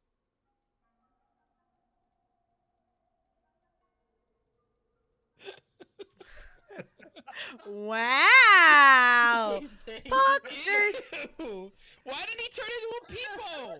Poggers. What the Yeah, heck? yeah, wait. I was denied my peepo ending. True. Where's my peepo? Yeah, What why- the why fuck? didn't he- I thought he was. I've I been thought his scammed. Malevolent transformation was gonna end in him being a little green people man. Like, Oh, Oh, buggers. Poggers. poggers. Poggers. Poggers. Poggers. Poggers. Poggers. I hope, Oh my I hope your Poggers. chats were spammed with poggers throughout the story. I did get a Goddamn. poggers. I did get a very nice poggers. Yes. Yes. Exactly. What You the hell listen did he to turn poggers. into? Like it seemed like a gross nightmare creature thing. I don't know. Chat. I My couldn't- chat says Chuck E. Cheese. The Chuck. He was just. Oh, he turned into Chuck E. Cheese. Okay. That's what my chat says. The Chuck. Oh, The Chuck of the cheese. Poggers. The Chuck of the poggers. Infectious poggers. Oh my That's- god. I would have This still was my preferred he turned into a favorite peepo. story that I dug up for this. That Oh was my goofy God. as hell. I liked it. It's very. Oh man. Oh my god. I think we have time for one more before we. Or what do you think? Who would like? How you feeling? Who would like the finale? Who The wants it? final. The final. I have a Reddit one from Ask Reddit. I was If to say, you- are any of them as Goof Town as the Oh, they're not goofy. It's not goofy. I don't have any more goofy ones. Yeah, if I no, could like, find, I have- if I had the Day of All the Blood, that would be a goofy one. The day Wait- of wait all a second. blood. the um I wonder if I They can have, find like, that one. VTuber serial Can you killers, find but that it's one? not goof. Oh, it's not goof. goofy. I thought VTuber serial killer was goofy. No, it's I not. want the YouTuber serial killer one. Yeah, I Oh, want to hear yeah, about yeah, VTuber yeah, serial yeah. killer. I do too. Man, I should have brought Jeff the Killer, man, and we'd be fucking hounded laughing. Getting so stupid. Holy shit. Oh, I also, can't- I did manage to I find can't believe that clip spawned a Super- Halloween story. You should. You should post it. Oh. Oh my god. I think I found it, but I mean, we're VTubers. This is I a want- story about a VTuber. We serial gotta have, killer. yeah, we gotta have the I VTuber got it. We serial gotta do killer. it. We got it. Need Go it. ahead, Romeo. Go ahead. Oh, alright. I think that this obscure VTuber is a serial killer by Lord Futon 99 or 922. Lord Futon. Ah. Oh, okay, Lord Futon. Yeah. Okay, Lord Futon. Okay, all right. Okay, yeah. No, that's fine. Oh, look at that. You didn't hear the Len. I did not hear the end. I also did not hear the end. Okay, go ahead. Alright. Have Yeah, you we ever all of heard VTubing? Futa. If not, allow me to explain. It's essentially ordinary streaming with a catch. Instead of VTubing. seeing a person on your screen, you see an avatar, an animated character that they created. Some play video games, do watch-alongs for films. Even some of the more vocally talented have karaoke nights and such. Fun stuff. I dove down the rabbit hole of following VTubers a few months back after stumbling across some memes and clips online. Began with the more mainstream and iconic personalities of the medium, like Maury Calliope and Gar Gura. Then I began digging deeper and deeper into more independent and obscure. Some of it was very good, but I will say that most of the stuff I found around this time was fairly unwatchable. Choppy animation for their avatars, or just not having a personality I'd throw on in the background of a gaming session, let alone give my full attention to. But then I came across a channel called Happy's Game. The avatar was a clown. Whatever hardware or software he is using didn't exactly seem up to date. Clown avatar. The True. lip syncing was always Perfect off for and me. more often than not, non-existent. Perfect for You DeoFest. could hear him fumbling around while the clown on screen laid limply and awkwardly, and he often broke character to complain about his life problems. Needless to say, his Oh, viewership hadn't no. gotten as high by the time I found him. His gimmicks, however, were interesting. He had a side character of sorts that he'd feature in every video. On the left side of the screen, you'd have the eponymous Happy the Clown, but on the right side, you'd have another avatar. The character's name, at least according to Happy, was Object, who was represented as a paper bag with a frowny face scribbled on the front. Object was always played by someone different every 6 or 7 streams. Happy's main type of stream was to play a game, and if he failed a certain stipulation, Object would be subjected to some sort of consequence. For example, Oh, I beat boss Resident games. Evil 4 in less than 6 hours, or else Object does the Cinnamon Challenge, was the title that comes to mind. Happy didn't complete the game at all, and we were all treated to Object's coughing and gagging on a tablespoon of cinnamon. Bleh, on a tablespoon of cinnamon as a result for our morbid entertainment. That little The bleh videos was themselves cute. were an oddity. Happy would berate Object through the entirety of the stream over everything. How much he hated his job, his low viewership count, not being able to get past a level on the game he was playing, you name it. Object always sounded like he was on the verge of tears, always apologizing with this haunting and trembling voice no matter who was portraying it. Maybe this makes me a shitty person, but I found myself going back time and time again to the Happy's Game channel, and eventually even subscribing. It wasn't for the same reason that I watched the HoloLiveCast or anybody else. This had a weird grit and a sensation of being morbidly fascinated with the fate of Object. Again, I take no pride in this. Then, the stream that aroused my suspicions happened. It was back in July 2021. None of my regulars had posted that day, so I checked up on Happy, who was live with a stream called Karaoke Night. Now, this I had to see. Happy had a raspy smoker's voice and absolutely no sense of rhythm that I had noticed. It was also the highest viewed count I'd ever seen his streams at about 100. With nothing better to do, I grabbed a snack, filled my water bottle, and clicked on the link. Happy wasn't the one singing, much to my disappointment. Instead, it was Object, giving a very shaky voice rendition of some pop song that I didn't recognize. Happy seemed to be getting a kick out of it, occasionally throwing in what I suppose I would call directions. Faster, louder, put your heart into it. And then something happened that I didn't expect. Near what I believe was the song's conclusion, the sounds of chaos erupted from my speakers, and both of the avatars on screen flailed for a second before going completely limp. In the middle of the chaos, I heard Happy scream, "Get back here now!" followed by a panicked and high-pitched scream that only hardly resembled Object now. It shouted it 3 times until I realized it was saying what it was saying. Help me. I turned up the volume to try to piece together what was going on.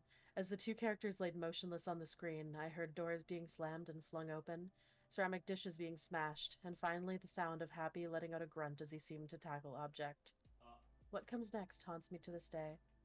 With cries of anger from Happy and shrieks of pain from Object, I heard blow after blow coming at a steady cadence. At first I thought they were punches, but then I realized that each blow was supplemented by the sound of flesh and bone being broken by a blade. I sat there speechless. The chat, which was reasonably lively up until the incident, was equally silent. Before I could register what was going on, even in the most basic of senses, Object's voice disappeared. Everything fell quiet for what was only a few moments but felt like eternity. Then, without any warning or explanation, the stream ended.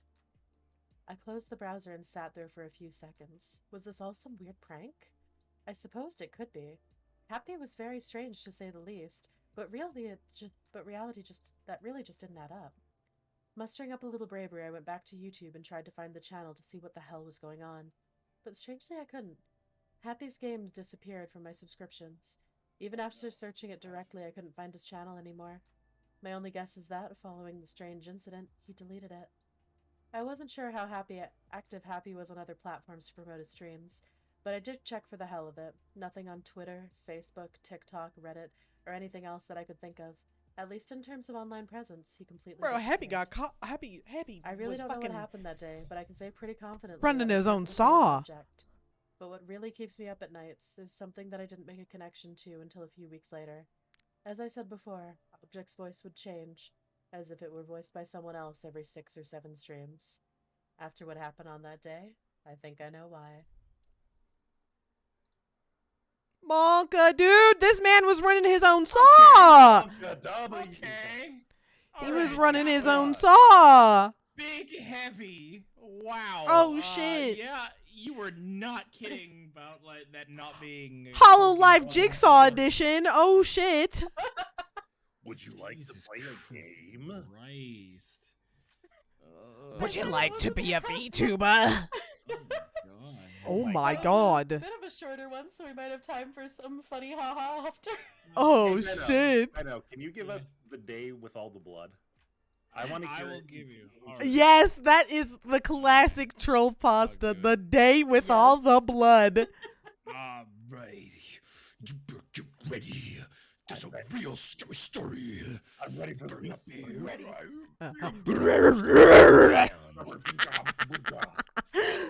This is the story of the day where there was all this blood. Oh my god! A man was walking around and blood started coming out of him everywhere. Oh, everywhere. There was so much blood that it filled up an elevator. Whoa! He went to the Oh, store. shit. And there was just blood all over the place. Oh my god! Oh my lord.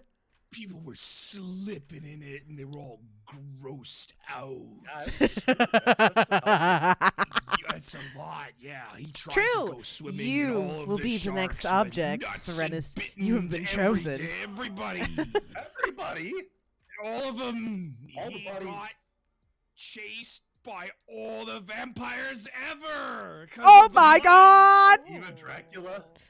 Even Dracul and even Alucard? Alucard. Yeah. And one time, the blood got a kid and a dog. And yeah, and at the end, it got him. Yoink. Everybody decided that they would send him to space so that he would stop getting blood everywhere. Oh! The scariest part is that the man was you. Or like a lady or a non-binary, if that's your gender. And you forgot that it happened.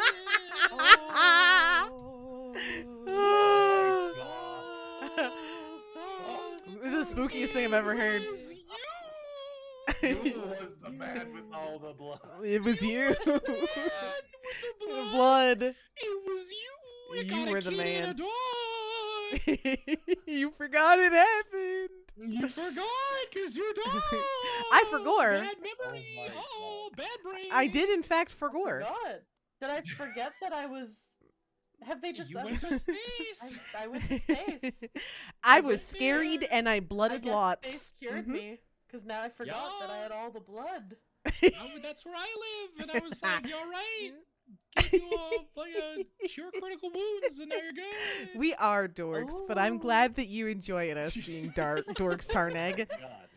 And I'm so glad that Genshin That was was able to run wonderful. for you. Let's go. Genshin actually I like properly that one. optimized That's game. really dumb. It's so I- stupid. It's a so dumb, I classic. love it. It's a classic. It's just so stupid. And That the- very much dispels all of the horrible stuff we talked about earlier. My favorite review of that story is the Not classic. feel good. After reading this, Oh. I was very scared, very scared, and I blooded lots. Very scary and Blooded blood lots. indeed. I Blood times very. release no I mean, the jutsu man was the name me. of all the blood was you, after all. Indeed. Indeed. Uh-huh. Indeed, Yeah, it was You I. and you and you and even you. Especially you. Yep. Especially Especially me. Maybe the real man with all the blood was the friends we made along the way.